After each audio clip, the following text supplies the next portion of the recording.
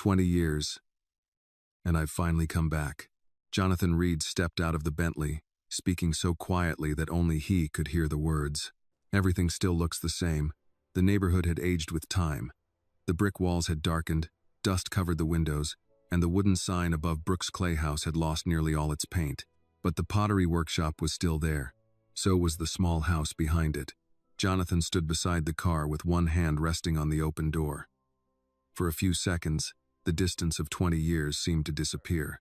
He saw himself as he had been back then, hungry, exhausted, without enough money in his pocket to buy a meal. A voice pulled him back to the present. "Sir, you can't park there." Jonathan turned. Two men had just stepped out of the workshop.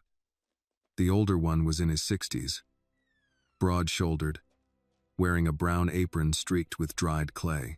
The other appeared to be in his 40s, his sleeves rolled up as he held a large cardboard box against his chest. The older man pointed toward the Bentley. "You're blocking the loading door." Jonathan glanced behind him. His car was parked close to a wide wooden door on the side of the workshop. "I'll only be here a few minutes. I'll leave as soon as I'm finished." The man shook his head. "A few minutes is enough to delay everyone else. There isn't a delivery truck here right now, but one could arrive at any moment." Jonathan looked at him. It had been a long time since anyone had spoken to him so directly. In polished boardrooms, people usually weighed every word before speaking, even while plotting to betray him. The younger man adjusted the box in his arms. "There's an open space beside the church. Drive farther up, turn into the alley, and park along the brick wall." Jonathan almost told him that he had driven halfway across the city for something far more important than a delivery truck that had not even arrived. Instead, he looked at the workshop door, then at the two men standing in front of him. "All right." He returned to the driver's seat, closed the door, and started the engine. The Bentley rolled slowly along the curb, past the church, and stopped beneath a row of bare trees. Jonathan remained behind the wheel for several seconds. His phone vibrated on the center console. He did not need to look at the screen to guess who was calling. A lawyer, a reporter, a creditor. Perhaps a board member trying to pressure him into signing another document. He silenced the phone. On the passenger seat sat a blue ceramic cup wrapped in an old dish towel. Inside his coat pocket was a letter folded into quarters, written before sunrise. Jonathan picked up the cup, stepped out of the car, and walked back toward the workshop. The two men were still outside. The younger one had carried the box inside. The older man stood near the entrance, holding a tall, unglazed clay vase in both hands. Its surface remained dull while it dried. He carefully placed it beside his boots. "Who are you here to see?" Jonathan looked over his shoulder. Behind the workshop stood a narrow two-story house with faded green shutters. The porch railing leaned slightly toward the yard. An old metal chair still sat near the steps.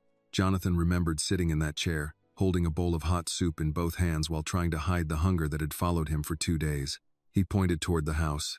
"I'm looking for Mr. Brooks." The older man's expression changed. His eyes narrowed slightly, and the firmness around his mouth slowly softened. "Elia Brooks?" "Yes." The younger man appeared in the doorway again. "Did he just say Elijah?" The older man did not answer. He continued studying Jonathan. "What business do you have with him?" Jonathan tightened his fingers around the blue cup. "It's personal." Personal can mean many things. "I knew him once." "How long ago?" 20 years. The younger man looked at Jonathan's expensive clothes, then toward the Bentley parked near the church. 20 years is a long time to wait before remembering someone. Jonathan did not defend himself. "I know." The older man picked up the vase again. "Come inside." The workshop was warmer than the street. The sense of damp clay, ash, and glaze blended in the air. Shelves against one wall held finished bowls, cups, and vases. Farther back, other pieces waited to be fired. Only a few people were working. A woman beside the packing table stopped folding cardboard boxes. Another man set down his trimming tool. In the center of the workshop, Annie sat at a pottery wheel, her clay-covered hands shaping a tall, narrow vase. The older man placed his vase on a shelf. "This man says he's looking for Elijah." Every working hand stopped. The wheel in front of Annie continued turning for several more seconds before slowing beneath her foot. She lifted her hands from the clay and looked toward Jonathan. The others moved closer. The woman at the packing table studied him from his shoes to his face. "What do you want with Mr. Brooks?" Jonathan raised the blue cup. He gave me this. Annie wiped her fingers on a piece of cloth. That still doesn't answer the question. Jonathan looked at the young woman in front of him. My name is Jonathan Reed. The man standing near the door released a quiet breath. The woman beside the packing table immediately looked toward the others. Annie remained calm. Jonathan continued, 20 years ago, I had no job, no money, and nowhere to sleep. My car broke down a few blocks from here. Mr. Brooks let me stay in the storage room. He fed me and gave me work until I could stand on my own again. The older man stepped closer. I'm Daniel Price. I worked beside Elijah for 34 years. Jonathan nodded. Then you know what kind of man he was. I do. Daniel looked at the cup in Jonathan's hand. I also know he used to talk about a man named Jonathan Reed. Jonathan's throat tightened. I came here to thank him. No one spoke. Jonathan looked from Daniel to Annie. Is he in the house? Annie placed the cloth on the table. My grandfather died 8 months ago. Jonathan did not move. His fingers slowly tightened around the cup. No, he said, as though denying it could stop the words from becoming true. Annie remained composed, but her voice softened. His heart stopped. His lungs had been weak for years. Jonathan turned toward the windows overlooking the small house behind the workshop. For weeks, he had imagined this meeting. He had pictured Elijah opening the door, older, his hair whiter, but still able to recognize him. Perhaps the old man would be angry because Jonathan had stayed away for so long. Perhaps he would say nothing. Or perhaps he would invite Jonathan to sit in the old chair and ask why it had taken him 20 years to return. Jonathan had rehearsed his apology again and again during the drive through Baltimore. Now the man who needed to hear it was gone. Daniel opened a drawer beside the work table and removed several envelopes. We sent letters to your office, he said. More than once. Jonathan took the first envelope. The address was completely correct. The letter had been returned unopened. The second envelope bore the seal of Reed Global. Someone had received it, processed it, and sent back a standard response. Jonathan looked at the date in the corner. 14 months earlier. Annie spoke behind him. During his final days, every time he heard a car stop outside, my grandfather looked toward the door. Jonathan closed his eyes. He thought you might come back someday. Jonathan placed the envelopes on the table before his hands began to shake. He did not ask how long Elijah had waited. He did not dare ask how many times. During those final months, the old man had mistaken a stranger for him. Jonathan turned and walked straight outside. The cold air struck his face in the yard. His phone began ringing again. He pulled it out, silenced it, and pushed it back into his coat. The folded letter slipped from his pocket and fell to the ground. Jonathan did not notice. He continued toward the rear entrance of the workshop, where orange light spilled through the kiln room window. Annie stepped outside a few seconds later. She noticed the folded paper near the door and bent down to pick it up. Jonathan's name was written at the top of the page. She unfolded it. At first, Annie thought it might be a legal document. But after only a few lines, her expression changed. Jonathan had apologized to his family, his former employees, and even those he had not found the courage to name. He had left instructions concerning the last of his remaining assets. The final sentence was only one line. I built everything except a reason to keep living. Annie looked toward the kiln room. Jonathan stood beside the old kiln, holding Elijah's cup in both hands. She stepped inside. Is this why you came? Jonathan turned. The moment he saw the letter in her hand, his expression changed. Give it back. Annie held the letter beside her. You came here looking for my grandfather with this in your pocket? That is none of your business. It became my business when you dropped it outside our door. Jonathan stepped closer. You read it? Enough to understand. You had no right. Annie turned toward the kiln and reached for a pair of iron tongs. Jonathan realized what she intended to do. Don't. Annie caught the edge of the letter with the tongs, opened the kiln door, and held the paper above the heat. Jonathan moved quickly across the room. Give it back. Annie released it. The letter fell into the fire. The paper curled, darkened, and disappeared among the glowing red bricks. Jonathan stopped several steps away. You had no right. Neither did you. Annie's voice never rose. Jonathan looked at the fire, then at her. Annie closed the kiln door. You drove all this way because some part of you still wanted someone to stop you. Jonathan opened his mouth, but no words came. Behind them, the entire workshop remained silent. Jonathan kept his eyes fixed on the kiln door, as though standing there long enough might bring the words back intact from behind the metal. No one stepped forward. Then the last of his restraint collapsed. "You don't understand anything." His shout struck the brick walls and came back louder. Daniel started toward him, but Annie raised one hand and stopped him. Jonathan pointed at the kiln. "Those were my words. That was the last decision I could still make for myself, and you took even that away from me." His breathing turned ragged. He pressed the blue cup against his chest, gripping it so tightly that Annie feared the old handle might break. "I lost my company. I lost my house. The board threw me out of the building I founded. Marcus took everything, then stood in front of the cameras and said he was saving the company from me." Jonathan's voice grew harsher.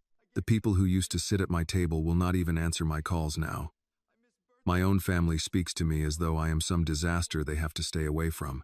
He looked at Annie, Daniel, and the others standing near the door. Shame showed in his eyes, but it was too late to stop the words that had been trapped inside him.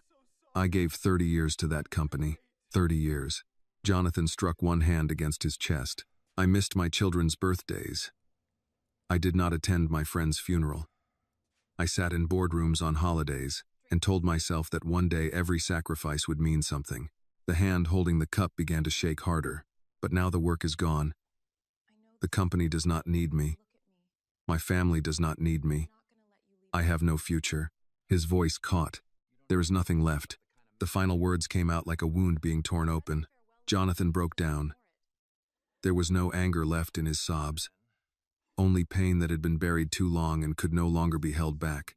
"Why did he have to die before I came back?" If Jonathan's pain touched your heart, please like this video, comment where you are watching from, and subscribe to the channel for more inspiring stories. Jonathan's body sagged. He folded forward, still clutching the cup as though it were the only thing keeping him from falling apart completely. Daniel moved to him at once, took hold of his arm, and guided him toward a wooden chair. Jonathan tried to push him away. "I'm fine." "No," Daniel said. "You are not fine. Sit down." Jonathan seemed ready to argue, but his legs would no longer support him. He sank into the chair, his shoulders trembling. Elijah's cup still held against his chest. Rosa brought over a glass of water and placed it on the small table beside him. "Take your time," she said. Jonathan wiped a hand across his face. "I don't have any time left." "That is exactly what we need to talk about," Rosa replied. Annie lowered herself a few steps away from him. She stayed close enough for him to know she was there, but far enough that he would not feel surrounded. "Look at me, Mr. Reed." Jonathan kept his head down. "Jonathan." After a moment, he finally looked up. "You are not leaving here alone," Annie said. "Not tonight." His face tightened immediately.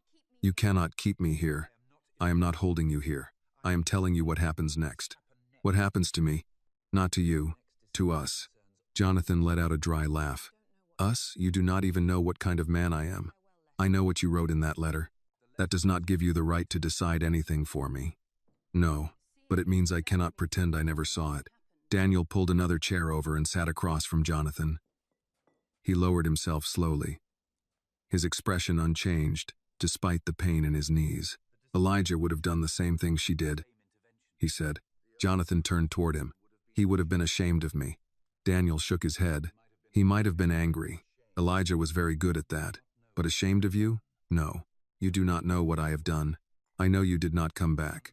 But one mistake, no matter how large, cannot tell the whole story of a man." Jonathan lowered his gaze to the cup. A thin crack beneath the blue glaze caught the firelight. "He waited for me." "Yes. And I never came back." "Yes." Daniel did not soften the truth. That hurt Jonathan more than any attempt at comfort. "You want me to say it did not matter?" Daniel continued. "I will not. It mattered to Elijah. He waited. He was disappointed. But he did not spend 20 years hating you." Jonathan looked at him. "Then why did he keep talking about me?" "Because he believed the man who left this place still remembered how he had been saved." Jonathan's voice dropped. "I remembered too late." Annie asked. "Too late for what?" "For him." "Yes." She did not deny it or try to make the truth easier. "You no longer have the chance to thank my grandfather. But you are still alive, and the people in this workshop are still standing in front of you. So what are you going to do with the life you have left?" Jonathan closed his eyes. "You think one night here can change everything?" "No." The answer came so quickly that he opened his eyes and looked at her again. "One night only has to keep you alive until morning," Annie said. Tomorrow, we will deal with tomorrow. Rosa folded her arms. Before we do anything else, we need to call a crisis counselor. Jonathan sat upright at once. Do not call the police. No one said anything about the police, Rosa replied. We will contact a mental health crisis line. They can send someone trained to speak with you. I do not need a stranger coming here to judge me. Annie looked directly at him. You wrote a farewell letter and prepared not to come back. This has gone too far for pride to keep making decisions for you. Jonathan turned toward the door. Daniel saw the intention immediately. Where are your car keys? Annie reached into her apron pocket and placed the keys on a shelf behind her. Jonathan's eyes sharpened. Give them back. You will get them back when the counselor says it is safe for you to leave. You have no idea what I went through today. Daniel leaned forward. Then tell us. Jonathan said nothing. The radio in the outer room played so softly that only the bass carried through. Near the packing table, a sheet of cardboard slid across the wood. No one returned to work. After a long while, Jonathan finally spoke. Marcus Vale was my business partner for 22 years. Last month, he told me we were dealing with a temporary cash flow problem. 3 weeks later, the bank froze our credit line. When I reviewed the records, I found that contracts and assets had been transferred to companies I had never heard of. Annie listened without interrupting. He told the board I had lost my judgment, that I was no longer mentally fit to lead. Jonathan looked down at his hands. Maybe he was right. No, Daniel said. The fact that you are in pain does not prove he was right. It only proves that you are in pain. Jonathan ran his thumb over the uneven rim of the cup. They voted me out yesterday morning. By noon, my face was on every news channel. By evening, my sister called to ask whether my debts could affect her property. Rosa asked, What about your children? They have not spoken to me in months. Have you called them? I wrote to them. Annie looked at him. In that letter? Jonathan did not answer.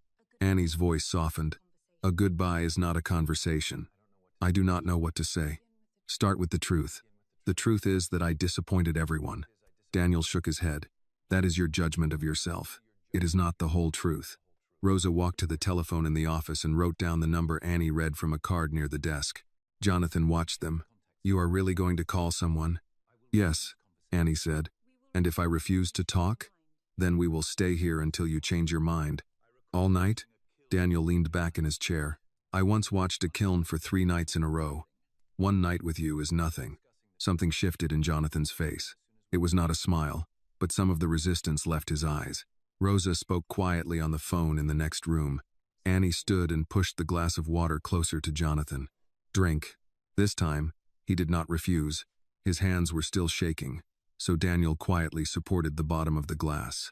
Jonathan took one sip, paused, then took another. I came here to thank him, he said. Annie looked at the blue cup in his hands, then stay long enough to see what he left behind. Jonathan looked through the open doorway at the old shelves, the unfired bowls, the scarred work tables, and the people who had not walked away. Rosa returned. A counselor is on the way. Jonathan lowered his head. The counselor arrives 40 minutes later in a Navy sedan with the Baltimore City Behavioral Health seal on the door. Her name is Denise Carter. She is in her 50s, dressed in a plain wool coat, and carries no clipboard when she enters the kiln room. She introduces herself to Jonathan, then asks everyone else to give them space. Annie hesitates. Denise notices. You can stay nearby. I'll call if I need you. Annie nods and leads the others into the main workshop. Daniel leaves the door partly open. Jonathan sits across from Denise with Elijah's cup between his hands. I'm not going to ask you to explain your whole life tonight, she says. I need to know whether you still intend to harm yourself. Jonathan looks toward the kiln. The letter is gone.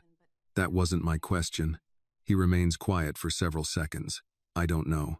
Denise accepts the answer without changing her tone. Do you have a plan beyond what you wrote? No.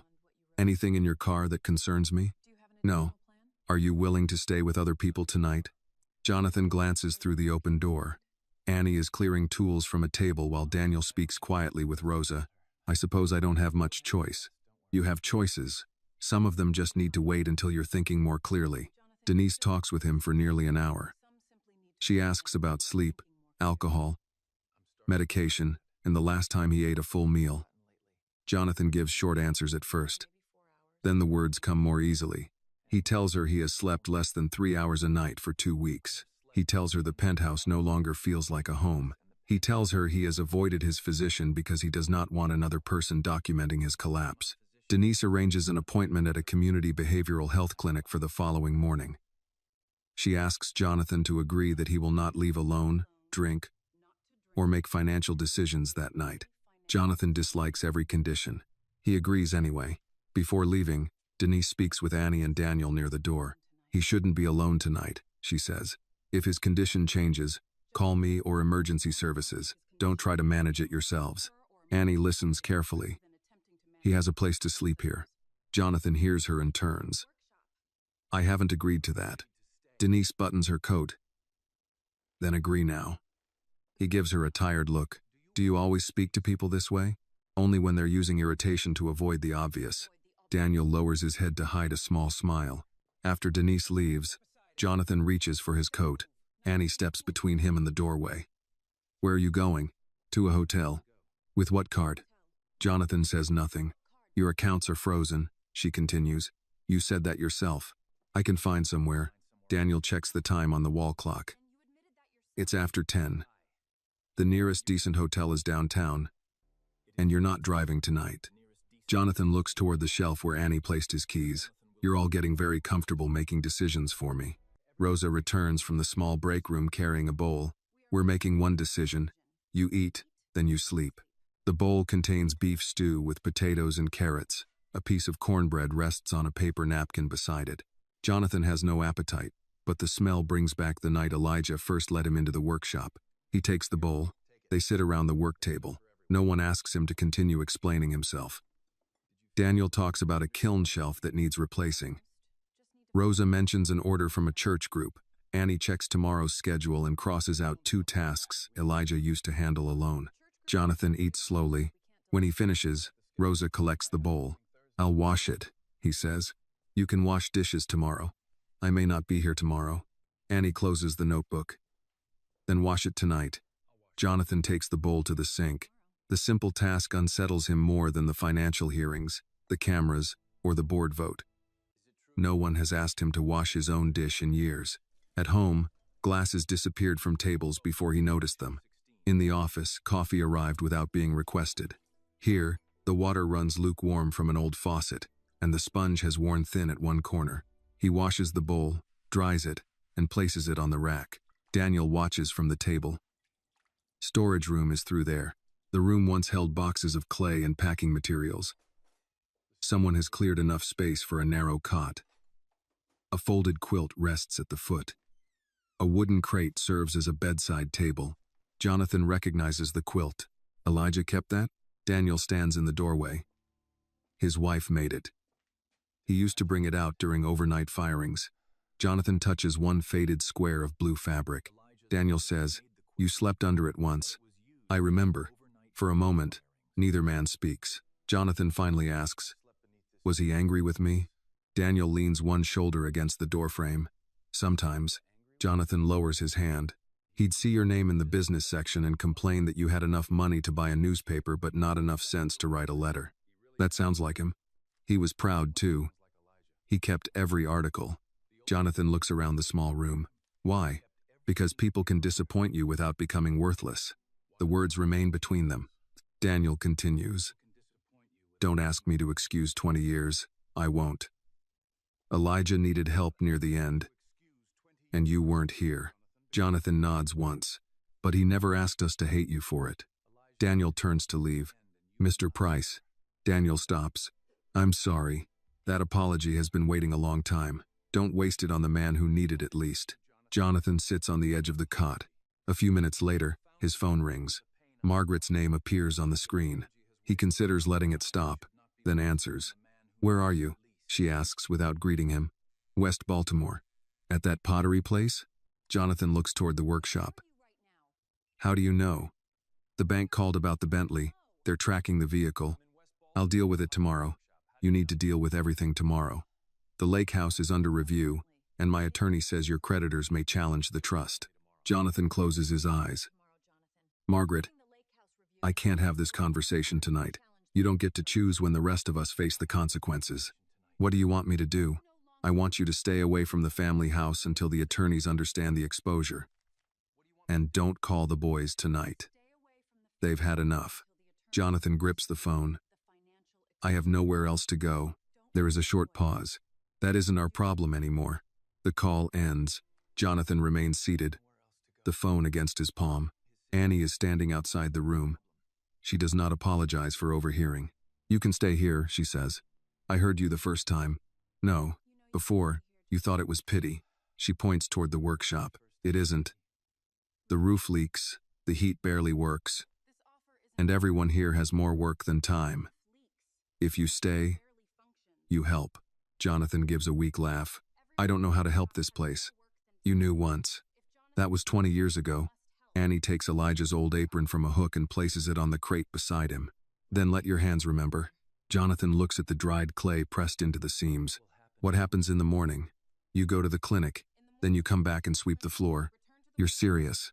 I usually am. She turns toward the door, then pauses. Mr. Reed? Yes? You don't have to solve your life tonight. Just don't leave it.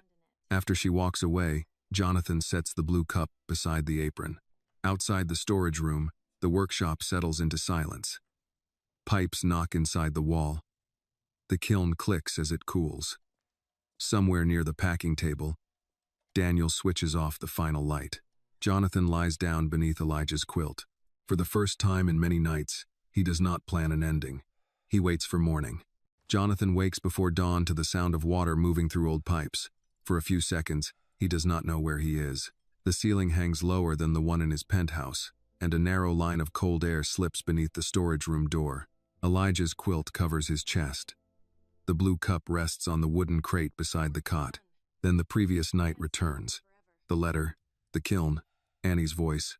You don't have to solve your life tonight. Just don't leave it. Jonathan sits up and places both feet on the floor. His coat hangs from a nail near the door. Elijah's apron remains folded beside the cup. He slept nearly 5 hours. It is more than he has managed in weeks. When he enters the workshop, Daniel is already checking the kiln temperature. Rosa stands near the sink, pouring coffee into mismatched mugs.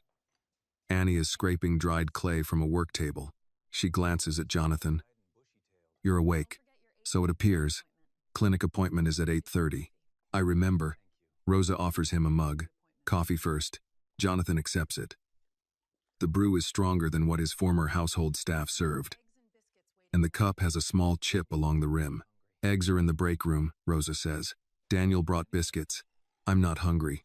Annie keeps scraping the table. Eat anyway. Jonathan looks at her.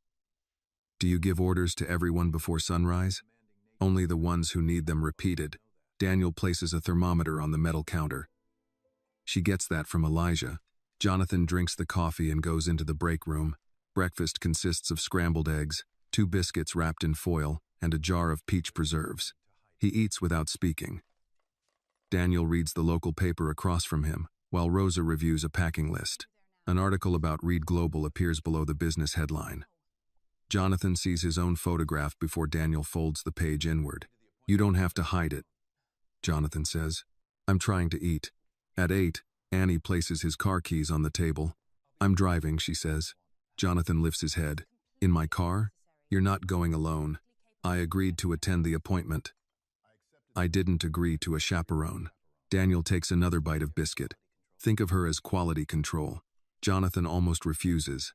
Then he notices Annie has already put on her coat. The behavioral health clinic operates from a converted brick building near a public library. There is no private entrance, executive waiting room, or assistant to complete the forms. Jonathan writes his own address, insurance information, and emergency contact. He pauses at the final box. Annie sits several chairs away, reading a pottery supply catalog. Jonathan writes Margaret's name, then crosses it out. He leaves the line blank. A clinician named Dr. Patel meets with him for almost an hour. Jonathan resists at first, answering in short sentences. Dr. Patel does not pressure him for explanations. He asks direct questions about sleep, alcohol, hopelessness, and whether Jonathan still intends to end his life. Jonathan tells the truth. The urge is not gone. It feels farther away than it did yesterday, but he does not trust the distance. Dr. Patel discusses treatment, regular appointments, and medication options. He gives Jonathan a written safety plan and asks him to identify people he can contact during a crisis. Jonathan looks at the empty spaces. There aren't many, he says, then begin with the people who stayed last night. When Jonathan returns to the waiting room, Annie closes the catalog. How did it go? I have another appointment Friday. That wasn't my question. It was difficult. She nods. That sounds more honest. They drive back without speaking much. Jonathan watches Baltimore pass outside the window. At an intersection, a man in a heavy coat opens a corner grocery store. A city bus releases a group of early shift workers. A church volunteer sets folding tables beside a food pantry. Jonathan has spent years viewing neighborhoods through market reports, traffic studies, and investment maps. From the passenger seat, he sees people beginning ordinary days with no concern for his former title. At Brooks' Clay House, Annie returns his keys but does not give him time to retreat to the storage room. She hands him a broom. The floor first. Jonathan removes his coat. You were serious. I warned you. He begins near the packing tables. The broom catches on cracks between the boards. Fine clay dust gathers in pale lines. After several minutes, Jonathan's shoulders ache. Daniel passes carrying a kiln shelf. Jonathan sets down the broom. Let me take that. I've carried these longer than you've carried a briefcase. That doesn't make it sensible. Daniel studies him, then transfers the shelf without protest. It is heavier than Jonathan expects. He carries it to the kiln room and places it where Daniel directs. Not bad, Daniel says. High praise. Don't get used to it. By mid-morning, Annie moves Jonathan to a preparation table and places a block of clay before him. Wedging, she says. Push forward, fold, turn. I remember. Then do it. Jonathan presses both palms into the clay. The first movement is stiff. The second is uneven. Annie corrects the angle of his wrists without taking over. Use your weight, not just your arms. He adjusts. The rhythm returns slowly. Push. Fold. Turn. The clay becomes smoother beneath his hands. Jonathan closes his eyes for half a second. He remembers Elijah at the same table, telling him that clay exposes impatience faster than people do. Annie notices the change in his movement. Your hands remember. My shoulders don't. That comes tomorrow. After lunch, Jonathan asks to see the accounts. Annie brings him 2 notebooks, a box of receipts, and an old laptop that takes several minutes to start. This is everything? This is what Grandpa kept. Jonathan works through the afternoon. The numbers are worse than he expects. The workshop owes money to the electric company, the gas provider, 2 suppliers, and the city. Property taxes are overdue. The large kiln needs a replacement controller. Insurance coverage is incomplete. Several finished orders have never been invoiced. How long have you been operating like this? He asks. Annie continues trimming a bowl. Since Grandpa got sick, why didn't anyone organize the records? We were making products, filling orders, and taking him to appointments. Jonathan turns another page. You have less than 6 weeks. Annie's tool stops. 6 weeks until what? Until the utilities begin shutting off service. The tax debt is worse. If the city moves forward, the building could enter a tax sale. Rosa sets down a packing label. Daniel comes closer. Jonathan continues. The workshop has good products, loyal customers, and no system for reaching them. Prices don't reflect labor. Half the orders are verbal.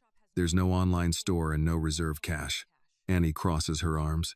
Can it be fixed? Jonathan looks at the notebooks again. Yes. Daniel asks, how much money? Jonathan removes his wallet. I still have access to some cash. Enough to cover the immediate bills. Annie shakes her head. No, you haven't heard the amount. It doesn't matter. Keeping the power on matters. A check keeps the lights on. A plan keeps people working after the check is gone. Jonathan studies her. She is not rejecting his help. She is rejecting the only form of help he has offered for years. What do you suggest? You tell us what you know. We decide together what makes sense. Jonathan looks around the workshop. The worn tables, the aging kiln, the shelves filled with work no one outside the neighborhood has seen. I need a month. Daniel's face remains guarded. Why should we trust you with one? You shouldn't. Not yet. Jonathan closes the ledger. Let me earn the part that comes before trust. Annie considers him. 3 conditions. You don't make decisions for us. You don't use this place to repair your public image. And you keep every appointment at that clinic. Jonathan's first instinct is to object to the final condition. Then he remembers the letter turning black inside the kiln. All right. Annie places Elijah's apron in front of him. Then put this on. We have Clay arriving at 4. Jonathan removes his watch and places it beside the ledgers. He ties the apron around his waist and returns to the preparation table. The clay does not care what he once owned. It yields only when he applies the right pressure. And for the first time in years, Jonathan begins learning the difference. The clay delivery arrives at 4 in a dented white van with one headlight brighter than the other. Jonathan helps Daniel unload 25-pound bags while Annie checks the invoice against the handwritten order in Elijah's notebook. The driver waits beside the open doors, tapping a pen against his clipboard. There's a balance from last month, he says. My office says no more credit after today. Annie looks at the total. We were told we had until Friday. That was before accounting reviewed the account. Jonathan wipes clay dust from his hands. How much is overdue? Annie turns the invoice over before he can read it. We'll handle it. The driver gives her an apologetic look. I'm not trying to make the day harder. I'm just carrying the message. Jonathan recognizes the tone. He has used it himself in meetings where someone's factory, pension, or contract was about to disappear. The speaker claims no responsibility because the decision came from somewhere higher. When does the next order need to be paid? Jonathan asks. Before it leaves the warehouse. And how often do you deliver here? Every other Thursday usually. Jonathan nods. Give us until tomorrow afternoon. I'll call your accounting office with a payment schedule. The driver looks from him to Annie. Are you authorized to do that? No, Annie says. Not without us. Jonathan corrects himself. We'll call together. The driver signs the receipt, leaves one copy, and drives away. Annie folds the invoice. That was condition number 1. I remember. You said I'll call. I changed it. After I reminded you, Daniel carries the last bag inside. He's been here one day. Give his bad habits time to become embarrassed. Jonathan follows him with another bag. My habits built a large company. Daniel sets his load beside the preparation table. And how is that company doing? Rosa coughs into her hand to cover a laugh. Jonathan accepts the point and goes back for the final bag. That evening, he spreads the workshop's records across the packing table. Annie, Daniel, and Rosa sit with him while the others finish cleaning tools. The old laptop hums beside 3 ledgers, a shoebox of receipts, and a stack of unpaid invoices. Jonathan writes 4 headings on a chalkboard. Cash, debt, orders, capacity. Annie reads them. You make everything sound like a warehouse.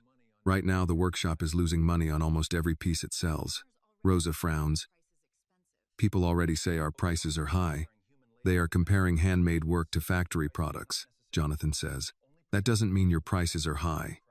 It means you're selling to customers who don't understand what they're buying. Daniel folds his arms. And where do we find the customers who do? That's the right question. Jonathan lists the current products. Mugs, soup bowls, serving dishes, vases, planters. Some pieces take hours but sell for less than the cost of labor and firing. Others sit on shelves because no one has photographed them or offered them outside the block. Annie points toward the largest figures. We can't raise every price. People around here buy birthday gifts and wedding presents from us. We keep an affordable line, Jonathan says. But not every product has to serve the same buyer. He writes 3 categories beneath the figures. First, we protect Elijah's traditional designs. Limited batches, numbered pieces, the maker's name underneath. Those should cost more because they take more time. Daniel studies the board. Elijah never numbered anything. He also didn't have 3 utility notices on his desk. Daniel's mouth tightens. Jonathan lowers the chalk. I'm not trying to change what he made. I'm trying to explain its value to people who never met him. Annie considers that. What's second? Restaurant ware. Strong bowls, coffee cups, simple plates. Regular orders instead of waiting for people to walk through the door.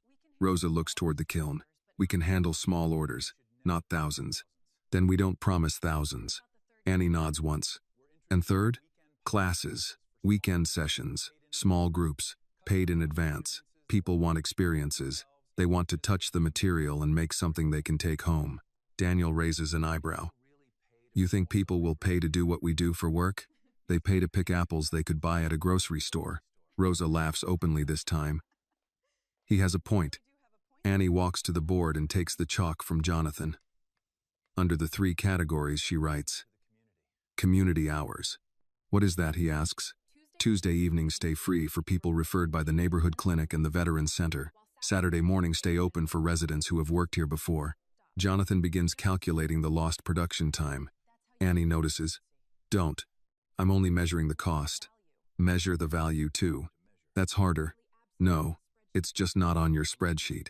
Daniel looks at Jonathan. Elijah kept the free hours even when we were behind. Jonathan glances at the ledgers. That may be part of why you're behind. The room goes quiet. Annie puts down the chalk. Efficiency is not the same thing as dignity. Jonathan meets her eyes. He wants to argue that unpaid hours cannot cover taxes, that principles become fragile when the gas company turns off the heat. Yet he remembers Elijah placing soup before a man who could not pay for it. All right, he says. We keep the hours, but we include them in the budget so we know what supports them. Annie's shoulders ease. That I can accept. They work until nearly 10. Jonathan creates a list of urgent calls for the morning.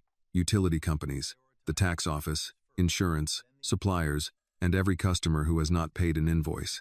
Rosa identifies finished orders waiting for pickup. Daniel writes down the true firing capacity of each kiln. Annie reviews every proposed change and removes anything that could push the workers beyond safe hours. The next morning, Jonathan begins with the electric company. He expects the name Reed to help. It does not. The representative speaks in a flat voice. The account requires a minimum payment of $1,200 by Friday. We can pay $600 Friday and the remainder within 2 weeks. The system won't approve that. Can your supervisor? My supervisor follows the same policy.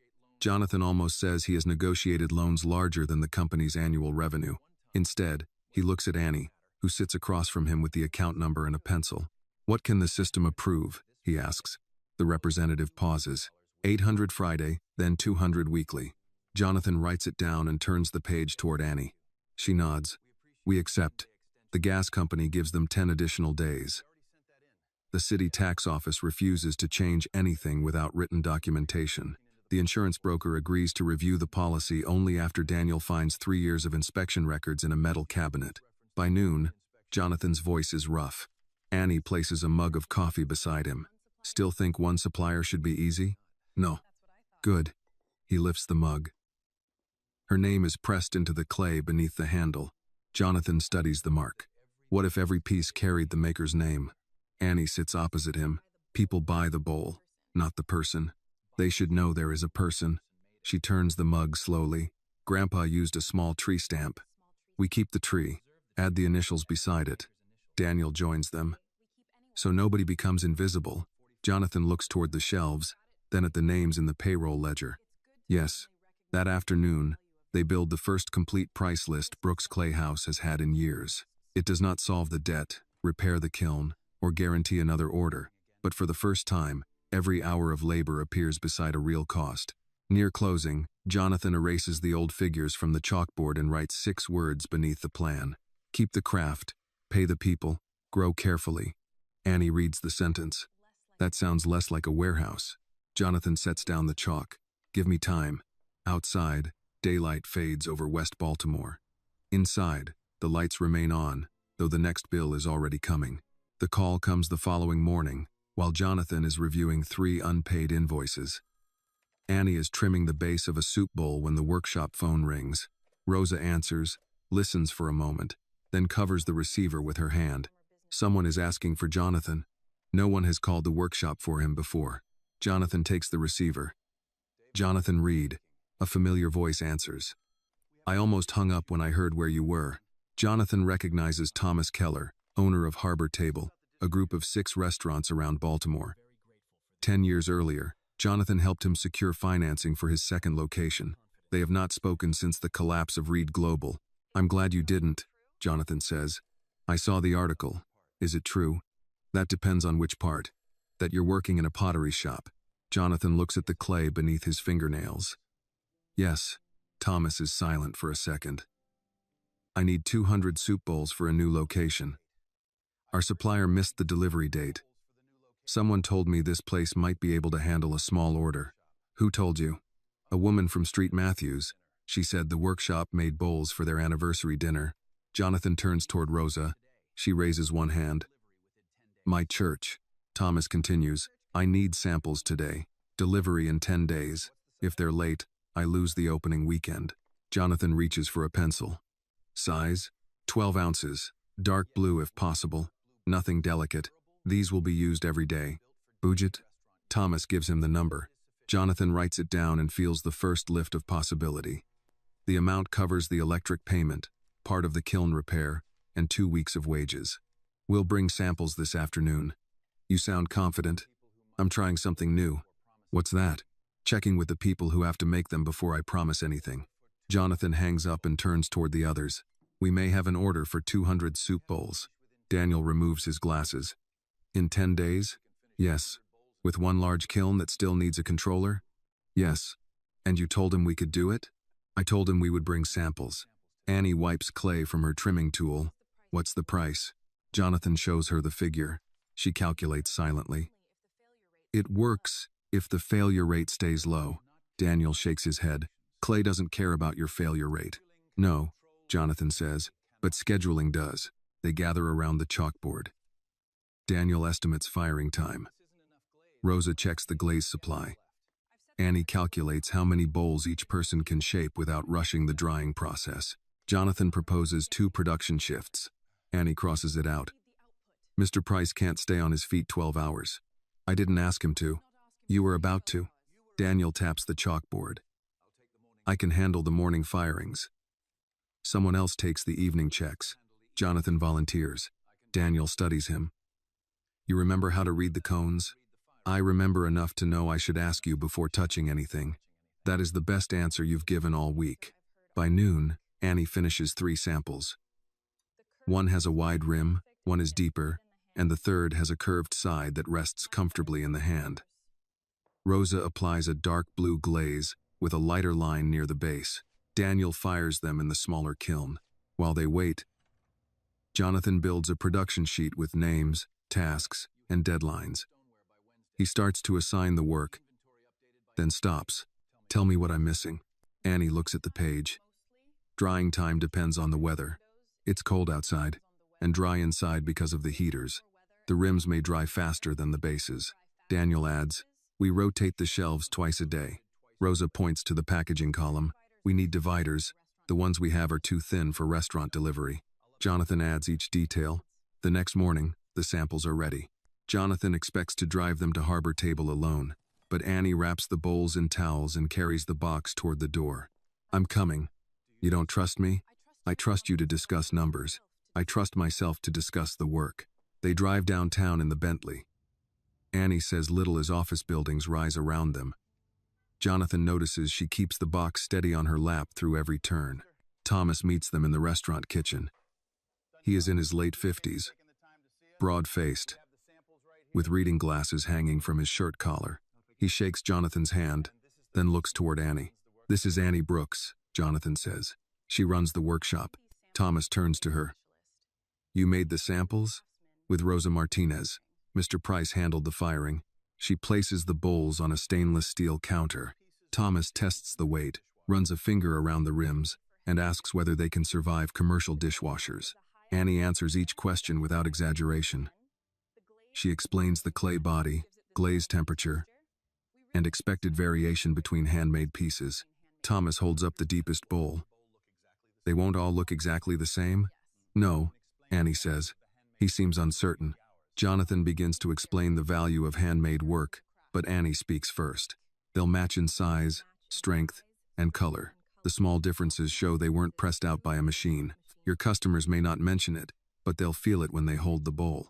Thomas turns it in his hands again. What happens if you miss the date? We don't intend to, Jonathan says. Annie adds, if something changes, we call before it becomes your problem. Thomas looks between them and nods. 200, 10 days, same glaze as this one. He holds up the curved bowl. Jonathan extends his hand, but Thomas first asks, can you actually produce that many? Annie answers, yes. If you confirm today and pay half up front. Thomas smiles. You negotiate too? I pay people. He signs the order. Back at the workshop, no one celebrates for long. The deposit arrives by electronic transfer, and work begins before lunch. Annie and Jonathan take the first shaping shift. Daniel prepares kiln shelves. Rosa mixes glaze in large buckets, checking the color against the approved sample. Two other workers cut and weigh equal portions of clay. The workshop settles into rhythm. Push, center, open, lift. Jonathan's first bowl collapses at the rim. Annie slides it aside. Too much pressure. I know. Then stop arguing with the clay. He starts again. By the end of the day, his shoulders ache, and his fingertips feel raw. 38 bowls sit on boards near the drying racks. Annie has made 16 of them. Jonathan has made 9 that pass her inspection. Only 9? He asks. 8.5. What is half a bowl? She points to one with a weak rim. Tomorrow we'll decide. On the 4th day, the lights flicker. Everyone pauses. The power returns, then drops again. Daniel checks the kiln panel. If it shuts down during the firing, we lose the batch. Jonathan calls the utility company. There is an equipment failure on the block, and no one can promise stable service before morning. He contacts 3 people from his former network. 2 do not answer. The third owns a construction company and has a portable generator large enough to support the kiln controls and ventilation. You'll need to pick it up yourself, the man says. My crews are out. Jonathan takes Daniel's pickup truck because the generator will not fit in the Bentley. Annie watches him climb into the worn cab. You know how to drive that? It has a steering wheel. It also has a clutch. Jonathan looks down at the gear shift. Daniel tosses him the keys. Try not to make us repair 2 things today. Jonathan returns 90 minutes later with the generator secured in the truck bed. Daniel connects it, and the firing continues. On the 9th night, all 200 bowls are finished. They line the shelves in rows of dark blue, each marked underneath with the Brooks tree and the initials of the person who made it. Rosa checks every rim. Annie rejects 6 pieces and replaces them with the extras prepared earlier. Jonathan packs the boxes while Daniel counts aloud. The next morning, they deliver the order. Thomas inspects 3 random boxes before signing the receipt. Good work, he says. Annie accepts the copy. Call us after the first week of service. When the final payment arrives, Jonathan gathers everyone around the packing table. He shows them where the money goes: wages, electricity, kiln repair, supplier debt, and a small reserve. For the first time in months, every worker receives a full paycheck on schedule. Rosa brings peach cobbler from home. Daniel makes coffee. They eat from paper plates while the evening light fades across the workshop windows. Annie sits beside Jonathan. That was work, she says. Don't mistake it for redemption. Jonathan takes another bite of cobbler. I'll settle for work. She almost smiles. Around them, the shelves are emptier, the bills are marked paid, and the repaired kiln begins warming for the next small order. The first contract has not saved Brooks' clay house, but it has given everyone inside one thing they did not have 10 days earlier: proof that the workshop can still stand on its own feet. The article appears online 3 mornings after the restaurant order is delivered.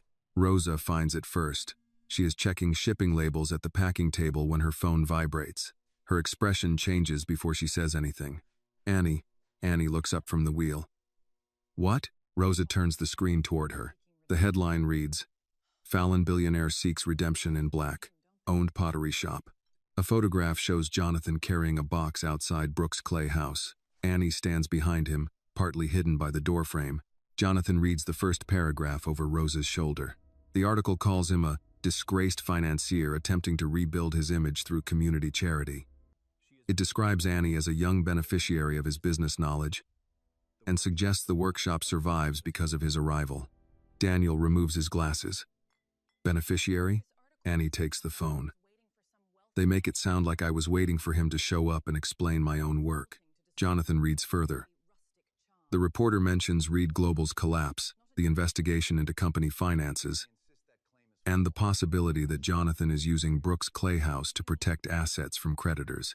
That part is false, he says. Rosa folds her arms. Which part? The charity story or the asset story? Both. Annie continues reading. They never called me.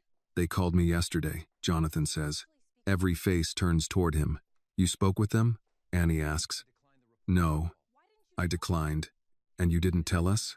I didn't think it mattered. It matters when my name and this workshop are in the article. Jonathan puts down the phone. You're right. Daniel studies him. That came faster than it used to. Jonathan ignores the remark. By noon, 2 customers cancel orders. One says she does not want to become involved in a public scandal. Another leaves a message asking whether the workshop is now funded by Reed Global. The phone keeps ringing. Annie finally disconnects it. That won't stop the questions, Jonathan says. It will stop the bell. A man from the neighborhood enters shortly before lunch. He has bought holiday gifts from the workshop for years. He places a printed copy of the article on the counter. Is this true? Annie asks. Which part? That he's running the place now? No. The man turns toward Jonathan. Then why is his name bigger than yours? Jonathan has no answer that will improve the situation. By late afternoon, the pastor of New Hope Baptist Church calls and asks Annie to attend a community meeting that evening. News of Jonathan's presence has spread beyond the article. Some residents believe Brooks' Clay House is being sold. Others think Annie has entered a private agreement without consulting the families who depend on the workshop. Jonathan offers not to attend. Annie shakes her head. That makes it look like we're hiding you. I can sit in the back. You can answer when someone asks you a question. The meeting takes place in the church basement. Folding chairs face a long table beneath a bulletin board covered with food drive notices and announcements for senior transportation. Coffee sits in metal dispensers near the wall. Someone has brought pound cake cut into small squares. Jonathan enters beside Annie and Daniel. Conversations lower as they cross the room. He recognizes the reaction. It once meant influence. Now it means suspicion. Pastor Lewis, a man in his late 60s, greets Annie first. Miss Brooks, Pastor.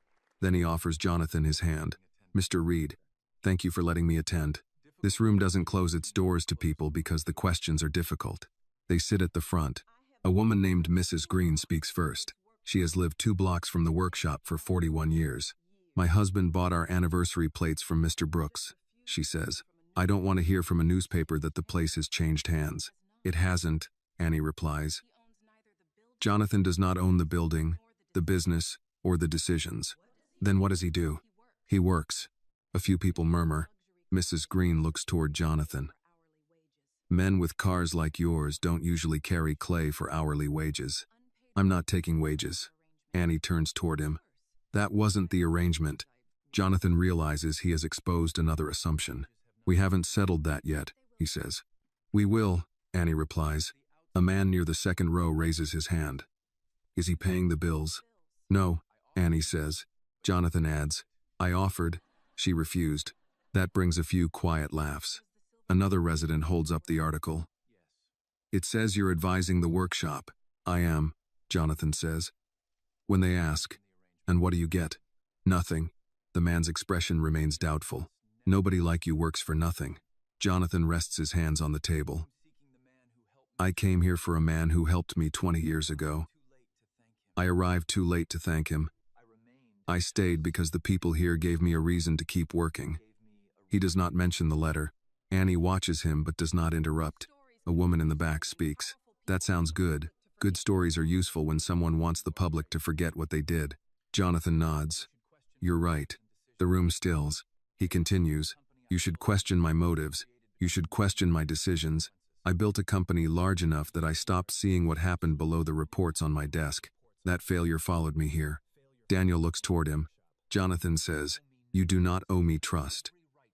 You have the right to watch what I do. Mrs. Green asks Annie, and you're comfortable with him staying? I'm comfortable with the conditions I set. A younger businessman near the aisle shakes his head. You're 18. He spent longer than that. Controlling boardrooms. How do you know he isn't using you? Annie's face does not change. People keep asking whether a 50-year-old white man is using me, she says.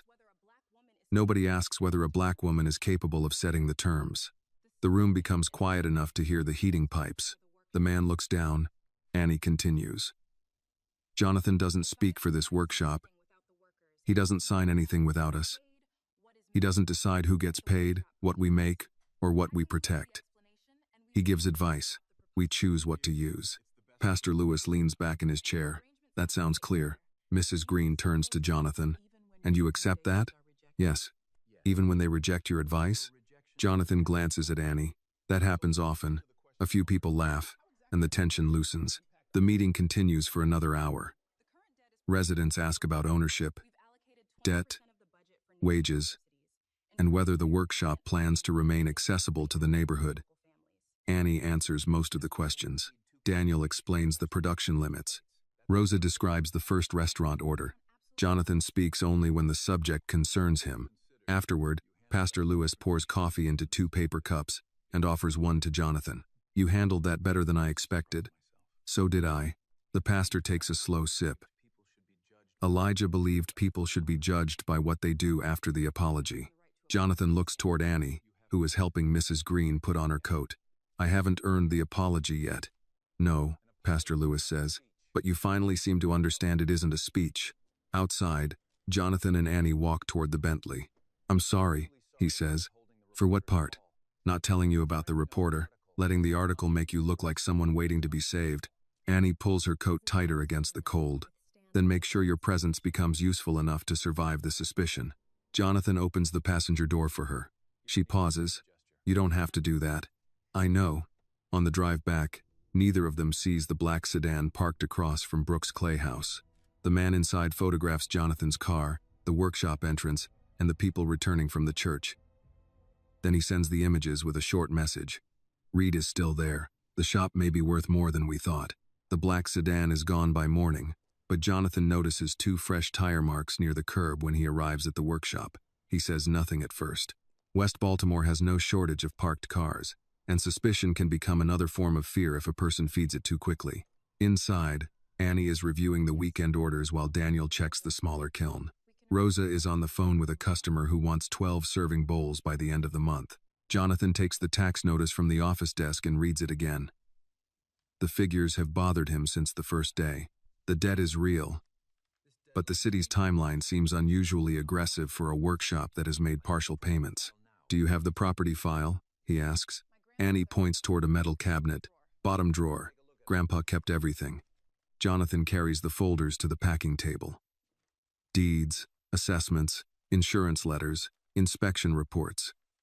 Most are organized by year, in Elijah's careful handwriting. He finds a recent appraisal and stops. What? Annie asks. This valuation is too low. Daniel glances over. Low sounds better than high when taxes are involved, not when someone is preparing to buy the block. Jonathan opens the laptop and searches the city's public property database. The connection is slow, so each page takes several seconds to load. He enters the address beside the workshop. The upholstery shop next door was sold 4 months earlier. The empty laundromat changed hands 6 months before that. 3 row houses behind the alley were purchased within the same year. Each property lists a different buyer. Harbor Ridge Storage LLC, Monument East Partners LLC, Calvert Renewal Group LLC. Rosa comes closer. Those names mean anything to you? Not yet. He searches the registered addresses. 2 companies use the same law office downtown. The third lists a mailbox in Delaware, but its filing contact works at that same firm. Jonathan feels an old part of his mind return.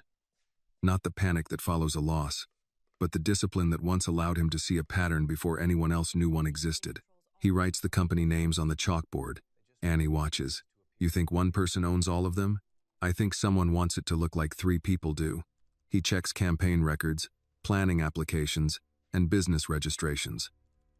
One attorney appears repeatedly, Leonard Shaw. Jonathan knows the name. He steps away from the laptop. Shaw represented Reed Global. Daniel's face tightens. Your company? Marcus's division. He handled acquisitions and zoning. Annie looks at the map on the screen. How much land have they bought? Almost everything from the church alley to Fulton Street. And this building? Jonathan opens the parcel record for Brooks' Clay house. The property has not been sold, but a notice has been filed against it. A private lender purchased part of the tax debt 2 weeks earlier. The lender's mailing address leads to another company connected to Leonard Shaw. Jonathan turns the laptop toward Annie. They don't need you to agree to sell. If they control enough of the debt, they can pressure the workshop until you miss a deadline, then push the property toward foreclosure.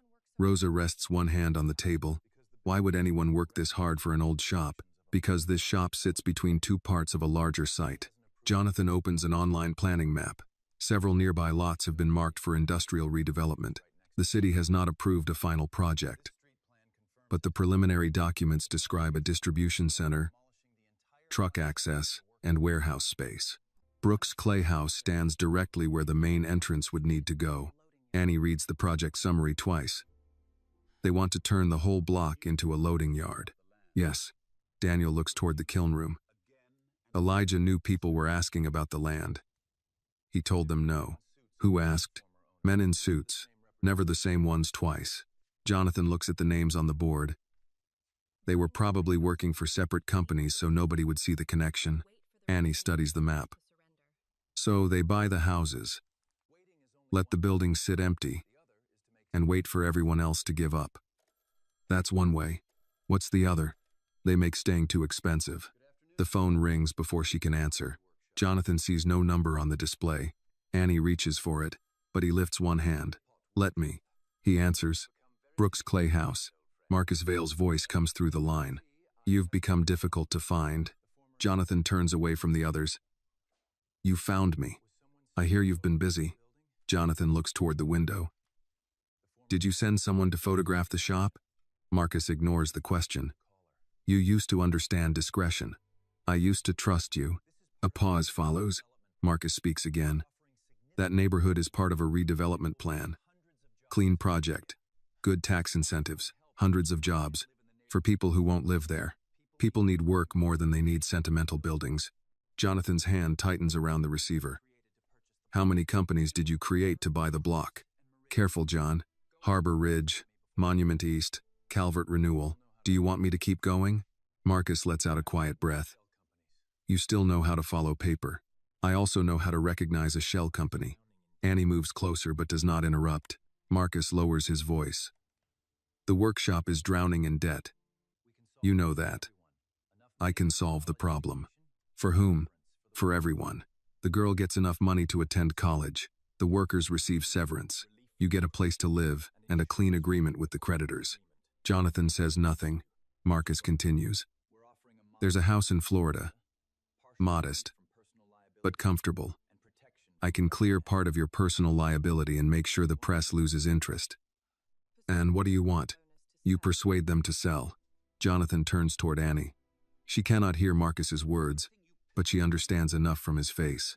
You stole from Reed Global, Jonathan says. Now you want me to steal this place for you. I protected the company from your collapse. You caused it. You signed the papers. The words strike their target. Jonathan did sign many of them. Some in crowded board packets. Others after Marcus assured him the details were routine. Marcus continues.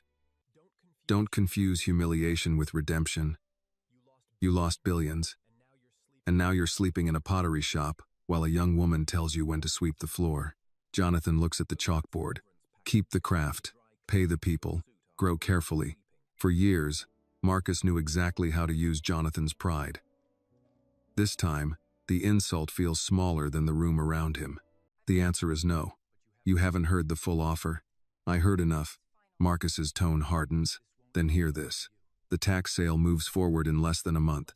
Suppliers will tighten their terms. Inspectors will start noticing things they overlooked before. By the time you prove anything, there won't be a workshop left to protect. The call ends. Jonathan keeps the receiver in his hand. Annie waits. Who was it? He considers protecting her from the details. The instinct arrives before reason. Then he remembers the meeting at the church and the promise that he will not decide for them. Marcus Vale, he says. He offered to clear part of my debt if I convince you to sell. Daniel's jaw tightens. Rosa asks, and if we don't? Jonathan places the receiver down. He plans to make this place impossible to keep. Annie looks at the map, the shell companies, and the tax notice. That's how people steal a neighborhood without ever calling it theft. Jonathan nods. For the first time since he enters Brooks Clay House, the fight in front of him is not about saving his former life. It is about preventing Marcus from doing to this neighborhood what he has already done to everyone Jonathan failed to protect. The first warning arrives before noon. A supplier calls Annie and says all future clay deliveries require payment in advance. He apologizes several times, but the decision is final. We've paid on schedule for the last 2 orders, Annie says. I know. Then why change the terms? A pause follows. Our credit department reviewed the account. Your credit department, or someone who called your office? The man does not answer directly. I'm sorry, Annie. I have to follow the instructions I was given. She hangs up and writes the new terms beside the delivery schedule. Jonathan reads the note. Marcus started with the supplier. Daniel looks toward the shelves. We have enough clay for 12 days. Less if the restaurant places another order, Rosa adds. Jonathan reaches for the phone. I'll call the owner. Annie puts her hand over the receiver. What are you going to say? That Marcus is interfering with their business decisions. Can you prove it? Not yet. Then you'll sound like a man blaming his former partner for every closed door. Jonathan releases the phone. She is right, and that makes the silence harder to accept. An hour later, a city vehicle stops outside. 2 inspectors enter carrying tablets and identification badges. One introduces himself as Mr. Cole from Fire Prevention. The other works for the Department of Housing and Community Development. We received a complaint regarding unsafe equipment and possible code violations, Mr. Cole says. Daniel removes his work gloves. We had an inspection 7 months ago. We're here today. Annie asks to see the complaint. It was submitted anonymously. Jonathan stands near the office doorway. What specific hazards were reported? The inspector looks at him. Recognition enters his face. You're Jonathan Reed. I asked about the complaint. Mr. Cole turns back to Annie. We need access to the full property. Annie does not refuse. Mr. Price goes with you. Nobody opens a kiln or moves equipment without him. The inspection lasts almost 3 hours. They test smoke detectors, examine wiring, measure ventilation, photograph a crack near the loading door, and question the age of the large kiln's shutoff valve. Daniel provides maintenance records, repair receipts, and the previous inspection report. Mr. Cole reads them without comment. When they finish, he hands Annie a preliminary notice. The large kiln cannot operate until a licensed technician inspects the ventilation system and replaces the automatic shutoff valve. Daniel reads the notice twice. That valve passed 7 months ago. The standard was updated. When? 3 months ago. And no one sent us notice? It was published online. Daniel's expression hardens. Mr. Brooks kept paper records because he didn't spend his life checking city websites. Mr. Cole's voice remains professional. I don't write the rules. Jonathan steps closer. How many workshops in this district were inspected under the new standard? I don't have that information. Was this visit scheduled before the anonymous complaint? No. Jonathan looks at the notice. How long do they have? 30 days to complete the full correction. The kiln remains offline until then. Can they use the smaller unit? Yes, if the wiring stays within capacity. The smaller kiln can handle less than 1/3 of their normal production. After the inspectors leave, Daniel places the notice on the work table. Marcus said inspectors would start noticing things. Annie looks through the window as the city vehicle pulls away. He wants us angry enough to make a mistake. Jonathan studies the list of required repairs. Then we don't give him one. He calls 5 licensed technicians. The first has no appointments for 6 weeks. The second refuses the address after hearing the building's age. The third quotes a price higher than the workshop's monthly payroll. The fourth does not return the call. The fifth agrees to come the next morning. By closing time, another problem arrives. Harbor Table postpones its next order after someone contacts the restaurant's insurer and raises concerns about the workshop's equipment. Thomas Keller calls Jonathan directly. I'm not canceling, Thomas says. But I can't place another order until I know you can finish it. I understand. Do you? Yes. Thomas lowers his voice. Someone is working hard to make this shop look unstable. Jonathan turns toward Annie. We know. Then be careful. People like that don't stop because the first push fails. When the call ends, Jonathan writes the lost order on the chalkboard. Annie watches him subtract the expected revenue. How long now? She asks. With the large kiln down and the supplier requiring cash, 3 weeks. Rosa lowers herself into a chair. We had 6. We still have options, Jonathan says. Daniel gives him a tired look. You always say that before adding more work. Jonathan erases part of the production schedule. We focus on small pieces that fit the smaller kiln. Higher margin, faster drying. Cups, small bowls, candle holders. We just told people we wouldn't chase volume, Annie says. This isn't volume, it's survival. And who makes them? All of us. Daniel flexes his right hand. The swelling around his knuckles has worsened during the cold weather. Jonathan notices. Not you. I can still work. You can supervise firing and train me. Daniel's eyes narrow. Train you to do what? Everything you don't trust me to touch. You have appointments. I'll keep them. And the accounts? I'll do them at night. Annie steps between the two men. No. Jonathan looks at her. No to what? To pretending you can work 18 hours a day because you're afraid to stop thinking. We don't have time for perfect balance. We're not asking for perfect. We're asking you not to break yourself and call it dedication. Jonathan turns away. The words touch something he has been avoiding since the call with Marcus. Every new threat brings back the pressure in his chest. At night, even beneath Elijah's quilt, he hears fragments of the letter Annie burned. The workshop gives him a reason to rise each morning, but the fear of failing it has begun to resemble the fear that destroyed his former life. That evening, Jonathan attends his clinic appointment. He nearly cancels twice. Dr. Patel listens as he explains the supplier, the inspection, and the lost order. You sound as though you believe the workshop survives only if you carry every problem, Dr. Patel says. I'm the only person here who understands what Marcus can do. That may be true. Jonathan waits for disagreement. Dr. Patel continues. It does not mean you are the only person capable of making decisions. Jonathan looks toward the window. What happens if I fail them too? You're asking the wrong question. What is the right one? What happens if your fear of failing them makes you stop listening to them? Jonathan leaves the clinic after sunset. Instead of returning to Brooks Clay House, he drives downtown and parks outside the former Reed Global headquarters. His name is still fixed in metal above the entrance, though he no longer has permission to enter the building. Employees move through the lobby without seeing him. Jonathan sits behind the wheel for nearly an hour. The old urge returns quietly. Not as a plan, but as exhaustion. The thought that everyone might be safer if he removed himself before Marcus caused more damage. He starts the engine and drives back to the workshop. The windows are dark except for a light above the office. Jonathan enters through the side door, packs his clothes into the small bag beside the cot, and places Elijah's apron on the wooden crate. He carries the bag into the main room. Annie sits at the work table waiting for him. You're leaving, she says. If I go, Marcus may lose interest. No, you don't know him. I know you. Jonathan lets out a tired breath. You've known me for less than a month. Long enough to recognize this. What? You're doing it again. His hand tightens around the bag. Doing what?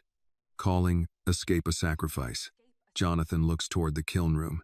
Everything he does to this place is because I'm here. Marcus wanted the land before you came. He's moving faster because of me. Then help us move faster too.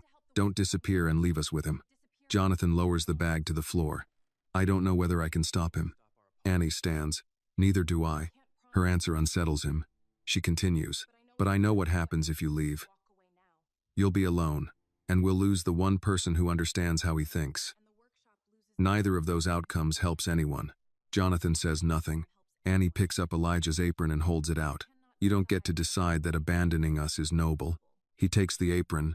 Outside, a truck passes along the avenue, shaking the old windows. Inside, the smaller kiln continues its slow firing. Jonathan places his bag back in the storage room. For the second time since arriving at Brooks Clay House, Annie stops him from leaving.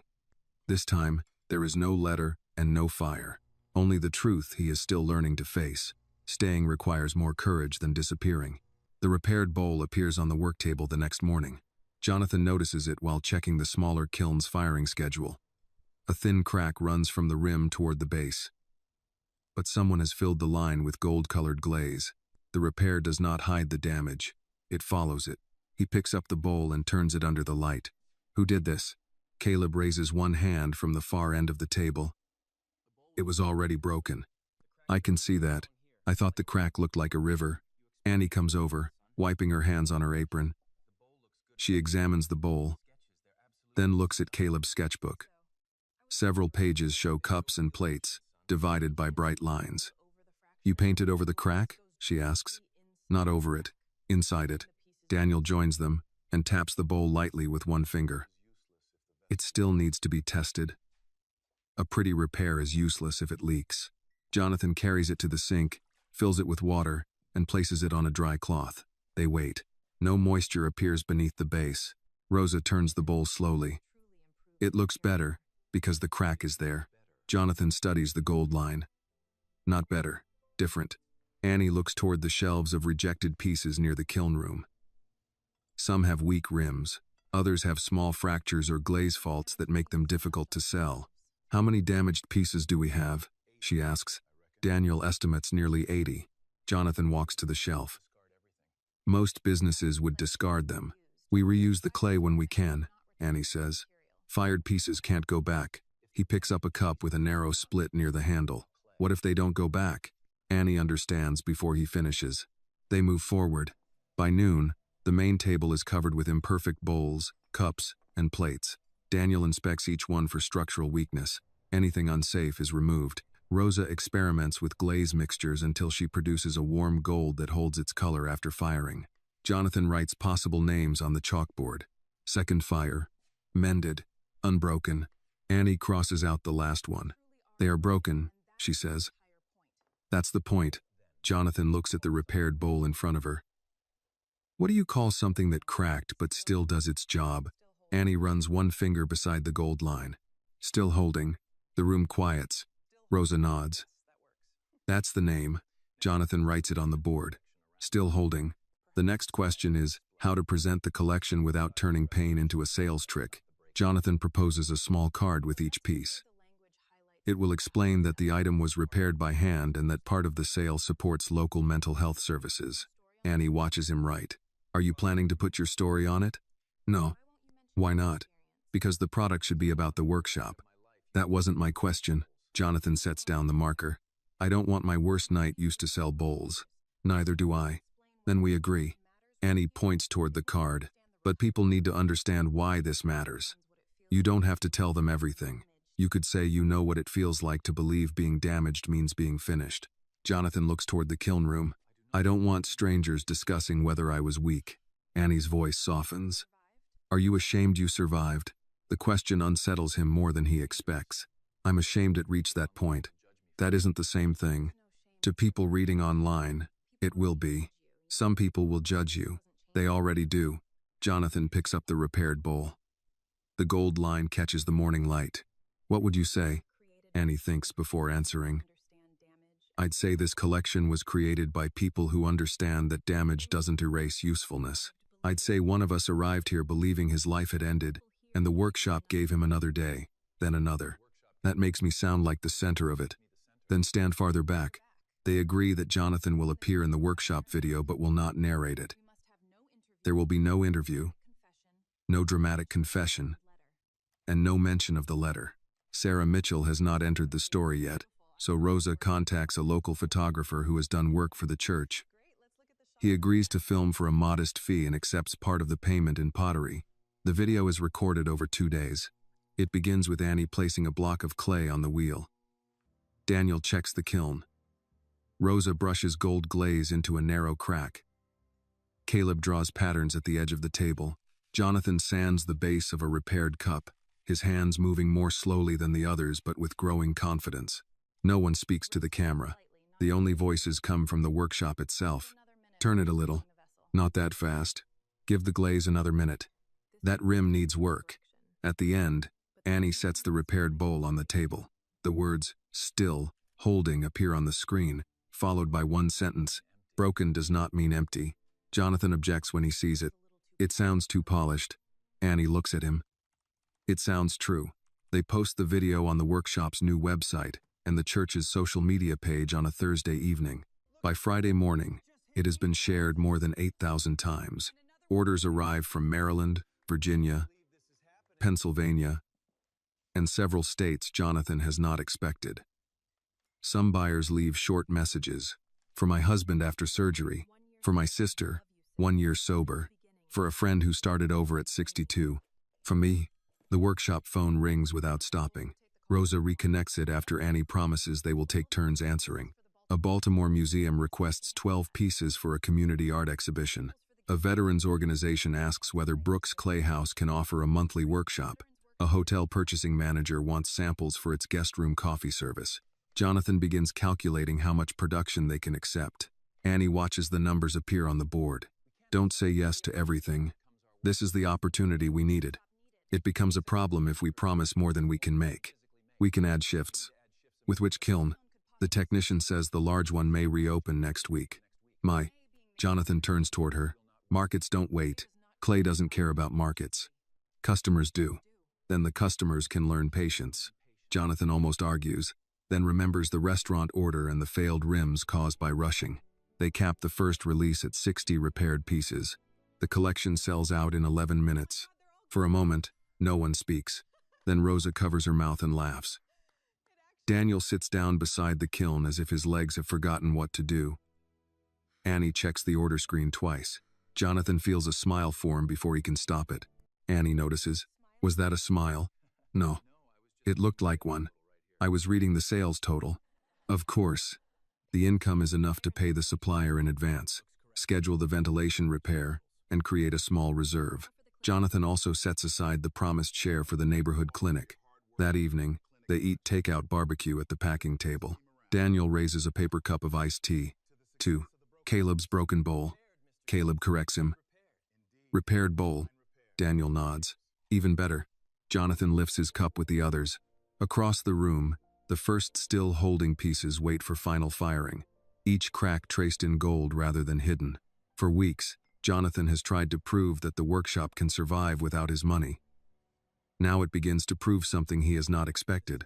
He may survive for the same reason, not because the damage disappears, but because it no longer has to remain the only thing anyone can see. The first cancellation arrives before breakfast. Rosa reads the email twice, then places her phone beside the packing tape. The hotel is pulling out. Jonathan looks up from the shipping list. Why? They say they're concerned about legal exposure connected to you. Annie stops labeling boxes. Legal exposure from buying cups? That's what they wrote. Jonathan takes the phone. The message is brief and carefully worded. It does not accuse the workshop of anything. It only says the purchasing department has decided to postpone all discussions until questions involving Reed Global are resolved. Before he finishes reading, the workshop phone rings. Daniel answers. His expression changes as he listens. Yes, ma'am, I understand. He ends the call. The museum wants to delay the exhibition. Rosa asks, same reason? They receive documents suggesting the workshop may be holding assets for Jonathan. Annie turns toward him. Is that possible? No, that wasn't what I asked. Jonathan sets down the phone. There is no Reed Global money here. I haven't transferred property, stock, or cash into the workshop. Everything we earned came from orders. Can anyone make it look otherwise? He thinks of Marcus, shell companies, altered records, and board packets signed too quickly. Yes. By 9, reporters have gathered outside. The new article appears on 3 business sites at once. It claims Jonathan is using Brooks Clay House to hide income from creditors while presenting the arrangement as community service. Another headline suggests Annie has become the public face of a financial scheme she may not understand. Annie reads the sentence aloud. May not understand. She puts the phone down. Jonathan recognizes the anger in the movement. Don't go outside yet. Why? Because they want a reaction. They already wrote one for me. Let Sarah review the claims first. We haven't even called her. I will. Annie walks toward the front window. Cameras rise as soon as the reporters see her. Jonathan steps beside her. Let me speak to them. No, they came because of me. They're writing about me too. Annie, this could become hostile. She turns toward him. Then stand beside me. Don't stand in front. They open the door together. Questions come at once. Mr. Reed, are you hiding assets here? Annie, are you receiving payments from Reed Global? Who owns the still holding brand? Is the workshop being investigated? Annie raises one hand. We will answer questions after we review the documents being reported. Brooks Clay House is not owned by Jonathan Reed. He does not control our accounts, our property, or our decisions. A reporter near the curb calls out, "Are you qualified to manage the financial relationship?" Jonathan feels Annie tense beside him. She answers before he can, I manage this workshop every day. Ask about the records, not whether you think I look old enough to understand them. The reporter lowers his microphone slightly.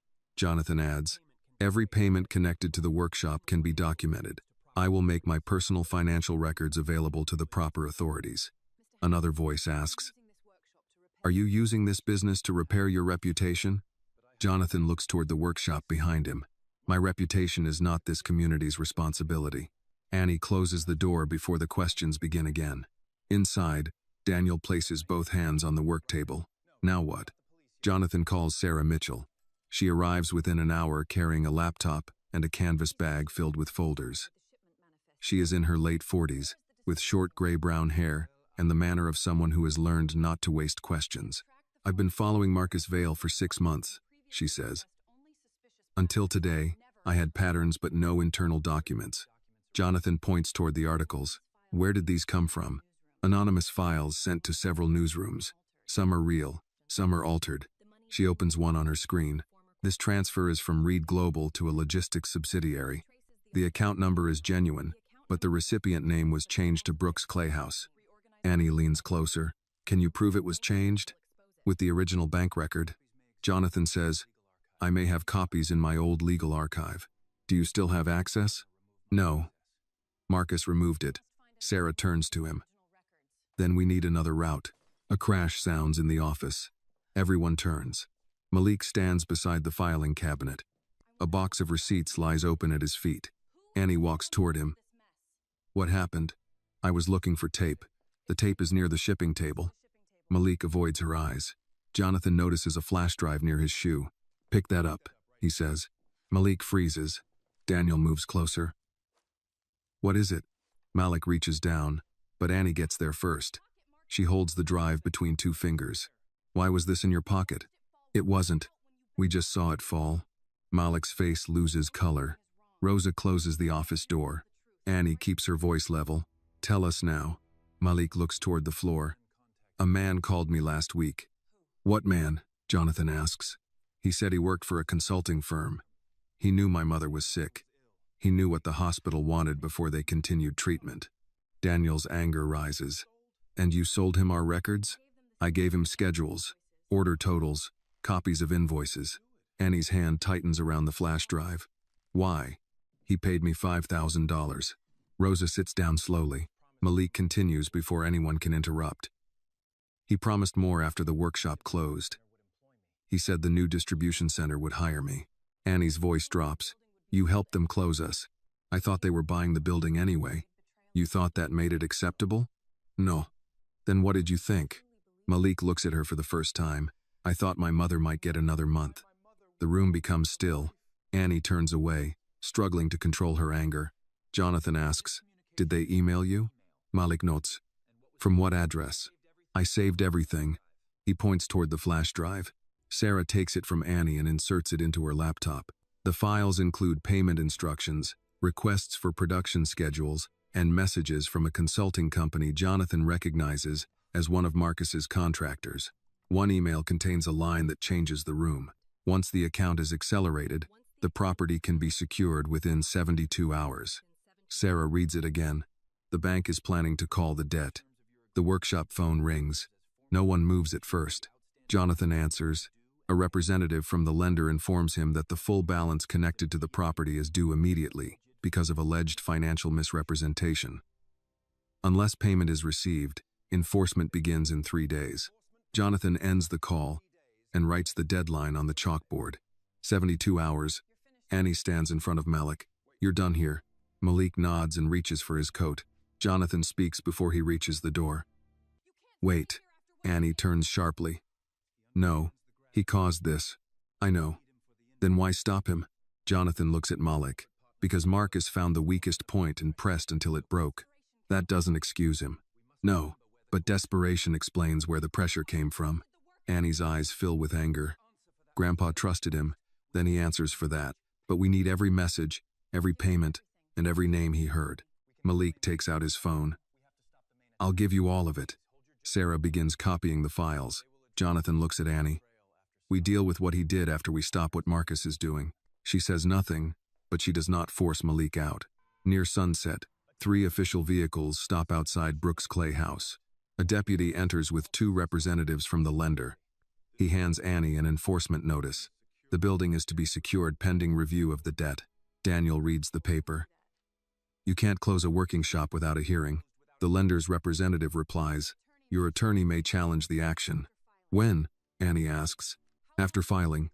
How long does that take? I can't advise you. Workers are given 30 minutes to collect personal items. The kilns are shut down. Finished orders remain on the shelves. A locksmith replaces the front lock.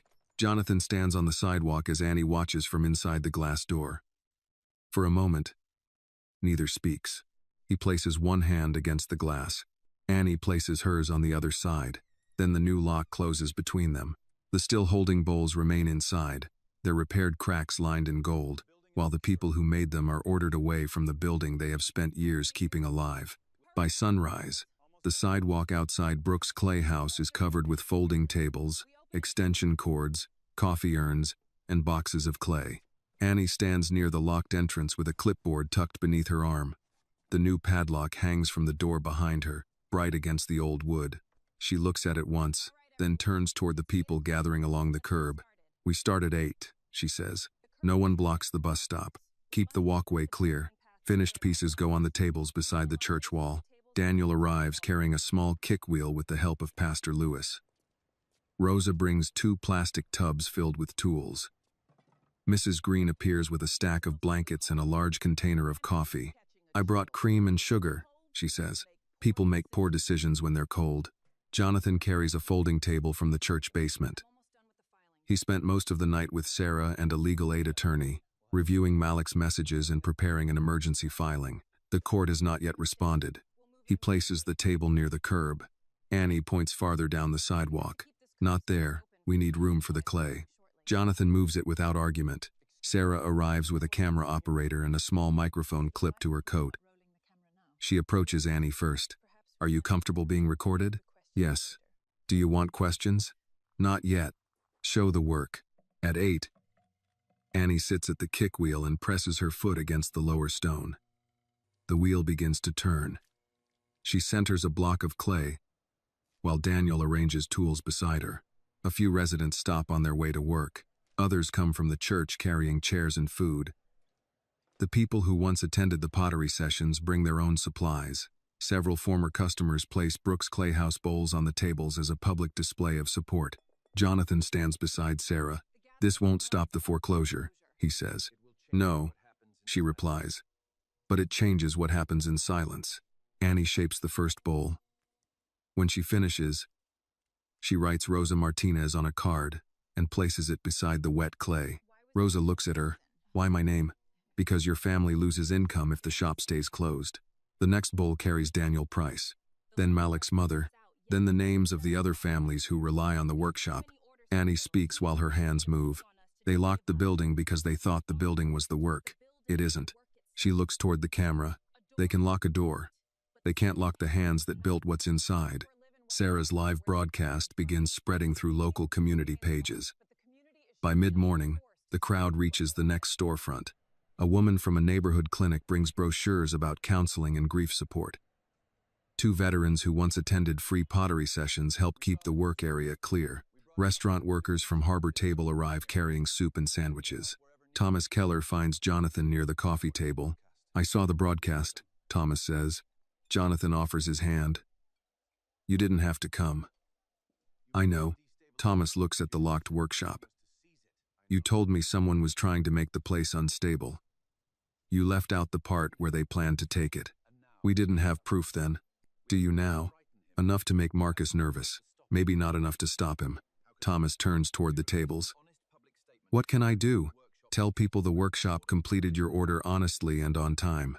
I can do better than that. He steps toward Sarah and agrees to speak on camera.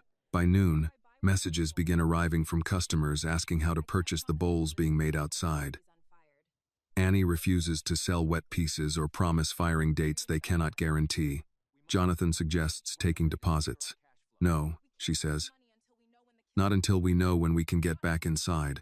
We need money for legal costs. We also need people to trust us. He studies her for a second, then nods. Then we accept donations through the church, with full records. Pastor Lewis agrees to manage the fund. Jonathan removes his watch and walks toward a small pawn and jewelry shop 2 blocks away. Annie notices him leaving. "Where are you going?"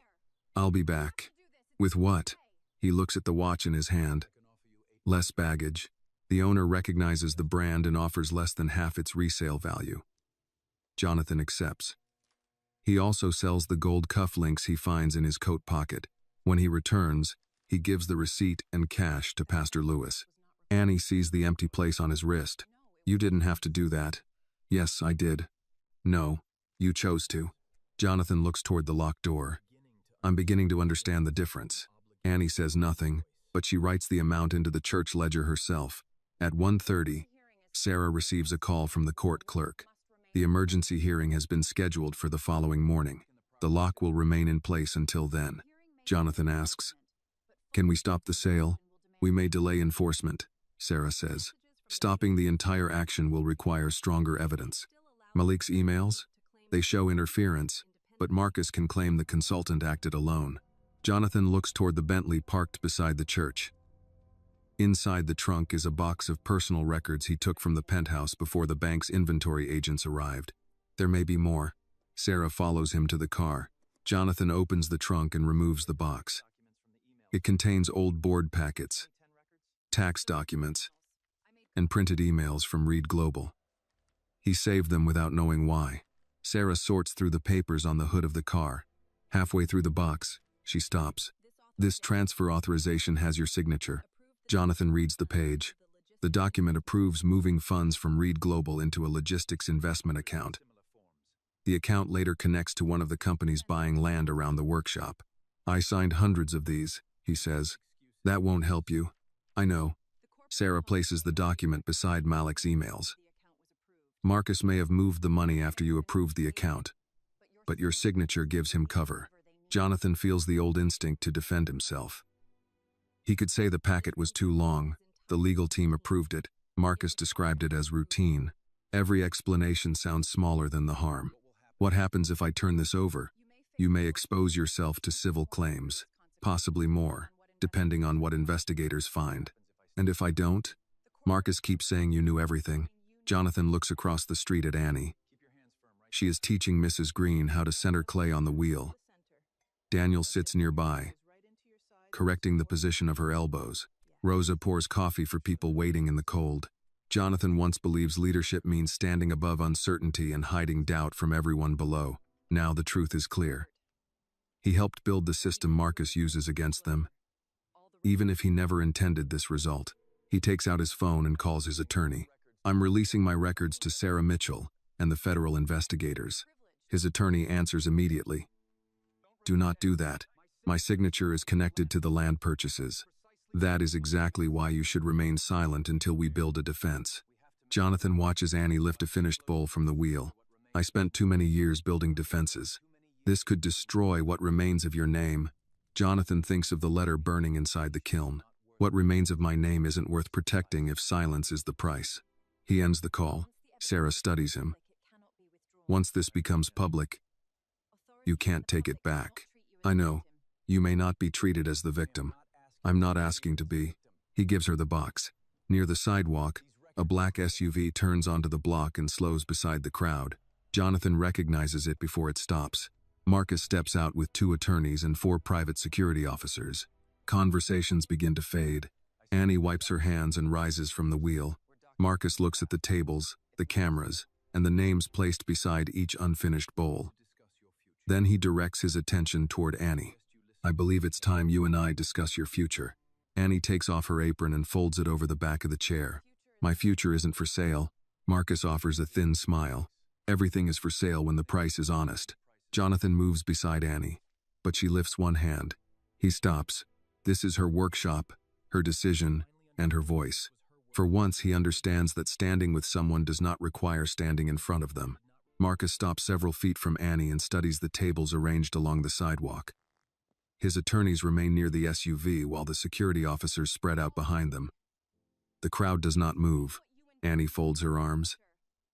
"You said you wanted to discuss my future. Start talking." Marcus gestures toward one of the attorneys. The woman opens a leather folder and removes a contract. This is a relocation agreement, Marcus says. You receive full tuition at any public college in Maryland, housing assistance for 4 years, and a personal payment of $100,000. Murmurs move through the crowd. Marcus continues before Annie can answer. Every workshop employee receives severance. The outstanding tax debt disappears. No lawsuits. No collection notices. No waiting for a judge who may rule against you tomorrow. Annie takes the contract but does not open it. What happens to the building? It comes down. And the houses on this block? Some remain. Others are incorporated into the development. Incorporated? Marcus gives a patient smile. Purchased. From people who want to sell? From legal owners. Annie looks toward the rows of old houses surrounding the workshop. That wasn't my question. Marcus's expression tightens. You are being offered more than this property is worth. To you or to us? Value is not a feeling. No, it's whatever a man with lawyers says after he buys the debt. One of the attorneys steps forward. Miss Brooks, the offer expires in 24 hours. We recommend that you review it with independent counsel. Annie looks down at the first page. Her name is typed above a blank signature line. Beneath it, the contract describes Brooks Clay House as an underperforming commercial property without sustainable operations. She turns to the second page. The workers are listed as temporary occupants. The community programs are not mentioned. She closes the document. You wrote all of this without speaking to one person who works here. Marcus gestures toward Jonathan. I spoke to someone who understands the numbers. Jonathan's voice remains controlled. I rejected your offer. You rejected a private conversation. This one is different. No. You added more paper. Marcus turns back to Annie. Jonathan is not the person you should trust with financial advice. He lost a company worth billions. Annie holds the contract at her side. And you helped him lose it. A few people react. Marcus glances toward Sarah's camera. You may want to be careful with accusations. Sarah steps closer. She is asking about information already under review. Marcus recognizes her. You're the reporter who keeps calling my office. You keep refusing to answer. I refuse to participate in speculation. Jonathan speaks. Then answer something simple. Did you use Reed Global money to fund the companies buying this block? Marcus does not look at him. This discussion concerns the workshop. It concerns both. Annie raises the contract. Does this agreement release your companies from claims connected to the land purchases? The attorney answers. It contains standard liability language. That means yes. It means all parties leave without continued conflict. Annie tears the contract in half. The attorney steps forward. Miss Brooks. Annie tears it again and hands the pieces back. My grandfather kept this place open when he could barely breathe. Mr. Price still comes in before sunrise even when his hands hurt. Rosa works here and takes care of her family. You put numbers beside their names and decided that was enough. Marcus's voice cools. Your grandfather left you debt. He left me people who show up. People do not pay property taxes. No, but they remember who tried to take their homes. The crowd responds with quiet agreement. Marcus looks toward the cameras. You are turning a commercial dispute into theater. Annie points toward the locked workshop. You turned it into theater when you sent a locksmith before we had a hearing. The lender acted within its rights. After your consultant paid someone for our records. Marcus's eyes move toward Malik, who stands near the church wall. Malik lowers his head but does not step away. Marcus says, I have no knowledge of that arrangement. Sarah lifts a printed email. Your consulting contractor used an account linked to Vail Strategic Partners. One of the attorneys whispers to Marcus, ignores her. This sidewalk demonstration is obstructing access to property under legal control, he says. The equipment needs to be removed. Pastor Lewis steps forward. The church authorized use of this section of sidewalk. The pottery equipment came from the secured property. Daniel answers, the kick wheel came from my garage. The tables came from the church. The clay was purchased yesterday. Marcus turns toward the security officers. Document everything and clear any item blocking the entrance. One officer approaches the nearest table. Rosa moves between him and the unfinished bowls. Don't touch those. Ma'am, step aside. They're wet. You move the table, you destroy the work. The officer reaches for the edge anyway. Jonathan takes his wrist before the table shifts. The officer turns. Remove your hand. Jonathan releases him but stays in place. You heard her. Marcus gives a short laugh. There he is. Jonathan Reed, defender of folding tables. Jonathan faces him. You could have left this block alone. I could have left millions on the table. You taught me better than that. I taught you how to build value. You taught me that scale comes first. The words land harder because they are true. Marcus continues. You sat in those boardrooms for 20 years and approved every acquisition strategy I placed in front of you. You never asked who had to move. You asked when the return would arrive. Jonathan looks at the residence behind Annie. I know. Marcus seems surprised by the answer. Jonathan says, that is why I'm not hiding from the records. You think confession makes you honorable? No. It makes me useful to the investigation. One of Marcus's attorneys speaks sharply. Jonathan, you should stop talking. I spent years doing exactly that. Marcus steps closer. You could not save your company. What makes you think you can save this place? Jonathan glances at Annie, Daniel, Rosa, Pastor Lewis, and the neighbors who have filled the sidewalk since morning. I'm not saving it. They are. I'm finally standing where I should have stood 20 years ago. Marcus's mouth hardens. When the court rejects your filing tomorrow, this crowd goes home. The lender takes the property, and construction begins. That is how the law works. Daniel moves beside Jonathan. Justice is not fair when only the poor are asked to be patient. Marcus turns toward him. And who are you? Someone who has worked here longer than you've been trying to take it. The crowd grows quiet again. Sarah checks the signal on her phone, then clips a microphone to Jonathan's coat. He looks down at it. Now, the live feed is ready, she says. The documents are uploaded. Once you begin, we release them. Jonathan's attorney calls for the third time. He silences the phone. Annie approaches him. You don't have to tell them about the letter. Yes, I do. That part is yours. It explains why I stopped protecting the wrong things. She studies his face. They may use it against you. They will. You could lose whatever is left. I already know what it feels like to believe there is nothing left. Annie glances toward the kiln room window behind the locked door. That wasn't true then. No. And it isn't true now. Jonathan nods. Sarah positions the camera. Local reporters move closer. Marcus speaks to his attorneys, but his confidence has begun to thin. Jonathan steps in front of the microphone. He no longer has an office, a board, or a title. The watch that once measured his days is gone from his wrist. All he has is his name and the truth attached to it. Sarah raises her hand. Pottery, we're live. Jonathan looks into the camera. My name is Jonathan Reed, he begins. And before I show you what Marcus Vale has done, I need to tell you what I allowed. My name is Jonathan Reed, he begins. And before I show you what Marcus Vale has done, I need to tell you what I allowed. The sidewalk becomes quiet. Even the reporters stop shifting their feet. Jonathan looks toward the locked workshop before returning his attention to the camera. For 22 years, I helped build Reed Global Holdings. I approved acquisitions, signed loan agreements, and rewarded people for making difficult projects move faster. When a report showed higher returns, I rarely asked who carried the cost.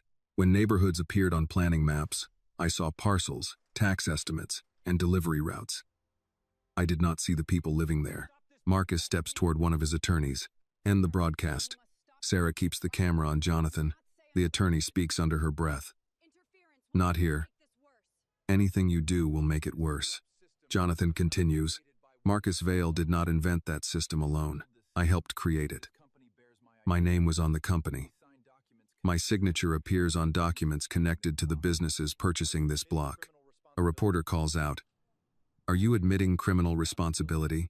I'm admitting responsibility for signing papers I did not examine carefully enough. Investigators will determine what laws were broken and by whom. Marcus raises his voice. You were chairman. You approved those transactions. Yes. The single word leaves Marcus with nothing to interrupt. Jonathan removes several pages from Sarah's folder. This authorization opened an investment account presented to me as part of a regional logistics project. After I signed it, funds moved through companies I had never been shown.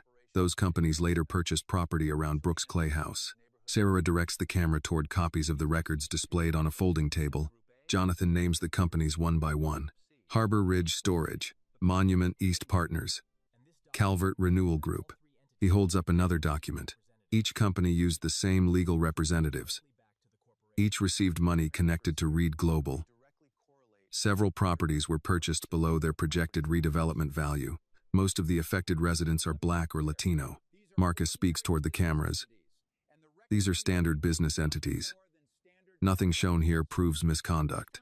Sarah lifts a second folder. Then perhaps you can explain the forged signatures. Marcus turns toward her.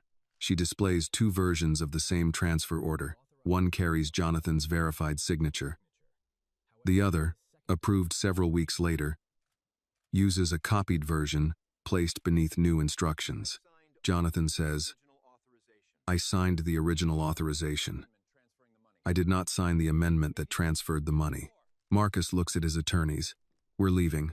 Annie steps away from the SUV's path but does not speak. Before Marcus reaches the vehicle, Malik walks forward. "I have the messages." Marcus stops.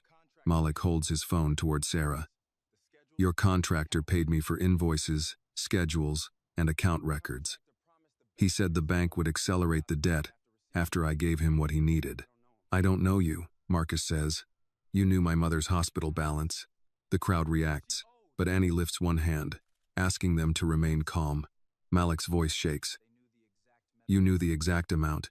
Sarah places the emails beside the bank documents. "The payment to Malik came from Vail Strategic Partners through a consulting account." Marcus points toward Jonathan. "He arranged this. He is facing financial ruin and needs someone else to blame." Jonathan looks directly at him. "You took my company because I gave you enough trust to hide behind.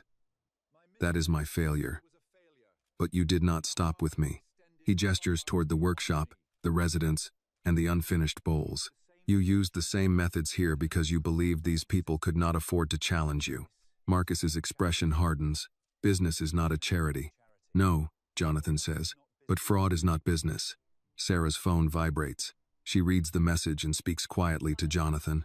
"The files are public. 3 newsrooms have them. Federal investigators confirmed receipt." One of Marcus's attorneys closes her folder. Marcus looks at her. "Call the office." "I already did." "And?" She lowers her voice, but the nearest microphone catches her response. "They advised you not to make further statements." Marcus faces Jonathan again. "You think this makes you a hero?" "No." Jonathan looks toward Annie. 2 weeks ago, I came to this workshop with a letter in my pocket because I no longer intended to live. Annie found it and burned it in that kiln." Several people turn toward her. Annie remains still. Jonathan continues, "I am not telling you this for sympathy.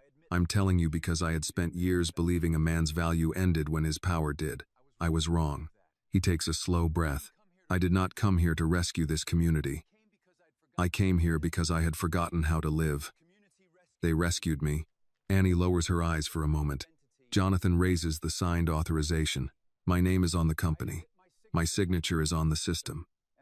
Whatever happens to me next, I earned it. These families did not." A dark sedan pulls up behind the city vehicles. 2 federal investigators step out, followed by a representative from the Maryland Attorney General's office. One investigator approaches Sarah. "Miss Mitchell?" "Yes. We received the records. We need the original devices and the individuals connected to them." Sarah points toward Malik and Jonathan. The investigator then faces Marcus. "Mr. Vail, we would like to speak with you regarding financial transactions involving Vail Strategic Partners and several property companies." Marcus opens the SUV door. "Contact my attorney." "We have. You are not under arrest, but we are requesting that you remain available while we preserve relevant records." Another investigator speaks with Marcus's attorney. Her expression confirms that leaving will not improve his position. At the workshop entrance, a car from the lender arrives. A regional manager steps out carrying a phone and a printed notice. "The enforcement action is suspended," she says. Annie approaches her. "Suspended until when?" "Until the source of the acquisition funds and the validity of the debt transfer are reviewed." "So the lock comes off?" The manager hesitates. "Temporarily." Daniel steps forward. "Temporarily is enough for today." The locksmith returns and removes the new padlock. No one cheers at first. The sound of metal releasing from the door feels too important to cover. Annie reaches for the handle, then stops. She looks at Daniel. "You open it." Daniel's face tightens with emotion. "This is your place now. It was yours before it was mine." He places one hand on the handle and pulls. The door opens to the smell of clay, cooling kilns, and the coffee left in the break room before the closure. Annie enters beside Daniel. Rosa follows, then Malik, Pastor Lewis, and the other workers. Jonathan stays outside. Annie turns back. "Are you coming?" "I don't know whether I should. You told the truth. That doesn't settle the debt you owe this place." "I know. Then come inside and keep working." Jonathan crosses the threshold. Behind him, investigators continue speaking with Marcus. Reporters call questions across the sidewalk. Lawyers begin preparing for the next hearing. Inside Brooks' clay house, Daniel checks the kiln controls. Rosa examines the unfinished orders. Annie walks from shelf to shelf, making sure nothing has been removed. Jonathan finds the still holding bowl Caleb first repaired. The gold line remains visible from rim to base. Annie stands beside him. "This isn't over," she says. "No, the court could still rule against us." "Yes, and your records may put you in court too." Jonathan runs one finger near the repaired crack. "I know." Annie looks toward the open workshop door, where the community waits to hear what happens next. "Then we don't celebrate yet." Jonathan sets the bowl carefully on the shelf. "No," he says. "We get ready. The lock is gone, but the fight remains." For the first time, Jonathan does not confuse an open door with a finished journey. The emergency hearing takes place the next morning in a crowded Baltimore courtroom. Brooks' clay house remains open under temporary protection, but the future of the property depends on records now spread across several legal teams. Annie sits between Daniel and Rosa in the second row. Jonathan sits at the table with his attorney, several feet away from Sarah and the state investigators. Marcus does not attend. His lawyers say he is cooperating through counsel. The lender's attorney argues that the foreclosure began through lawful procedures and that the workshop's debts remain unpaid regardless of how the surrounding properties were purchased. The judge reviews the forged documents, Malik's messages, and the transfers through Marcus's companies. "I am not deciding ownership today," she says. "I am deciding whether enforcement may continue while serious allegations remain unresolved." She suspends the foreclosure for 90 days and orders an independent review of the debt. Annie does not smile. 90 days is time, not security.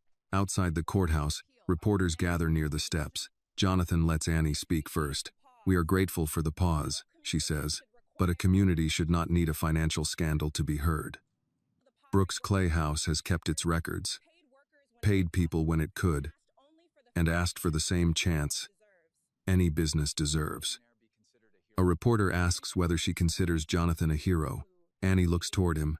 "No. Heroes arrive at the end of a story and make everything simple. Jonathan arrived with problems of his own.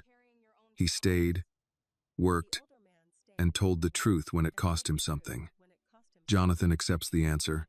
The investigations continue for months. Federal prosecutors trace money from Reed Global, through Marcus's consulting firms, and into the companies buying property around the workshop. Several signatures are confirmed as fraudulent. Emails show that Marcus pressured suppliers, contacted the hotel's insurer, and arranged the accelerated debt action. A city planning official resigns after investigators find undisclosed payments linked to the proposed distribution center. Marcus is charged with wire fraud, money laundering, document falsification, and conspiracy. He denies wrongdoing, but 2 former employees agree to testify. Jonathan is not cleared without consequence. Investigators determine that he signed agreements without adequate review and failed to supervise transactions he had a duty to understand. He cooperates, gives up claims to several remaining assets, and settles with former employees and investors. He does not return to Reed Global. He does not become wealthy again. When his attorney asks whether he regrets releasing the files, Jonathan looks through the workshop window at Annie discussing glaze samples with Rosa. "I regret needing a crisis before I learned to read what I signed." His attorney closes the folder. "That answer won't help in court." It's still the answer. The recovered funds cannot repair every loss, but the court freezes the property companies and cancels several purchases made through fraud. A settlement creates a neighborhood land trust with help from the church, local housing advocates, and state officials. Brooks' Clay House becomes a worker-owned cooperative. Annie, Daniel, Rosa, and the other families receive voting shares. Major decisions require approval from the cooperative board. The land trust prevents a single investor from selling the workshop or replacing it without community consent. Jonathan is offered no ownership. He does not ask for any. His title becomes business advisor, though Daniel continues to call him the man who answers the phone. Jonathan negotiates restaurant contracts, organizes shipping, and teaches evening classes on pricing and bookkeeping. He receives a modest salary, pays rent for the room above the workshop, and keeps every appointment with Dr. Patel. Some mornings remain difficult. There are nights when sleep does not come and mornings when shame returns before he opens his eyes. He learns to call the clinic, attend a support group for men dealing with depression, and tell Annie when he needs someone nearby. Annie never promises that pain will disappear. She only asks, "What's the next useful thing?" Sometimes the answer is filling an order. Sometimes it is taking a walk. Sometimes it is making coffee and waiting for the day to become manageable. Jonathan writes separate letters to his children. He does not ask them to forgive him or defend his past. He tells them where he lives, what he did, and that he is receiving treatment. Months pass before his older son replies. The message contains 5 words. "I'm glad you're still here." Jonathan reads it alone in the storage room. Then he walks downstairs and returns to work. The still-holding collection expands slowly.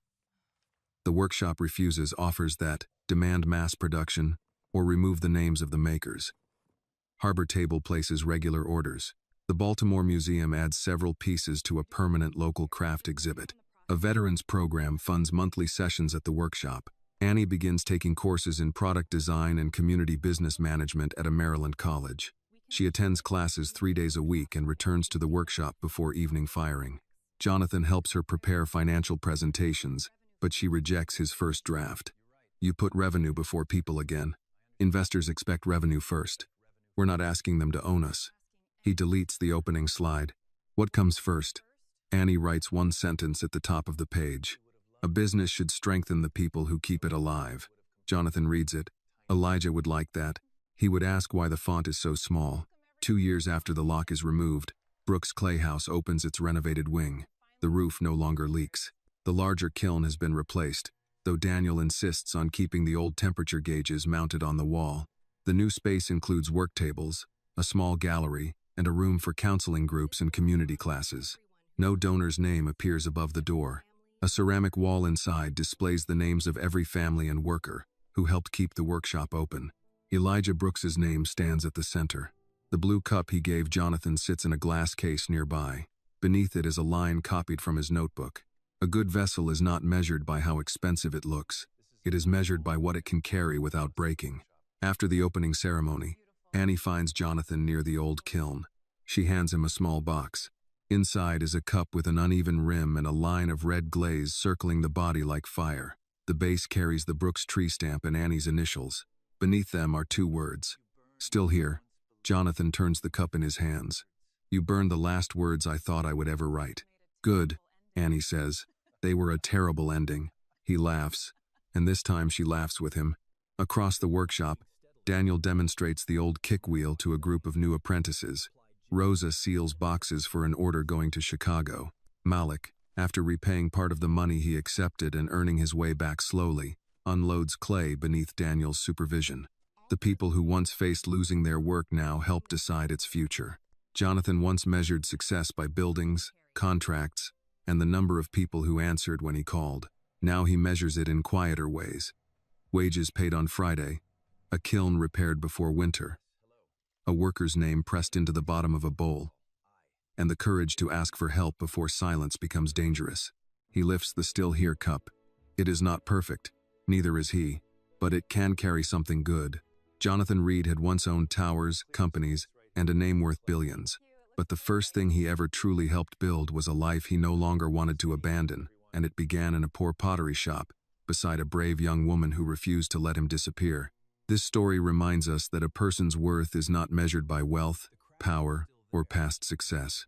Even after failure, betrayal, and deep emotional pain, a life can still be rebuilt through honesty, responsibility, and human connection.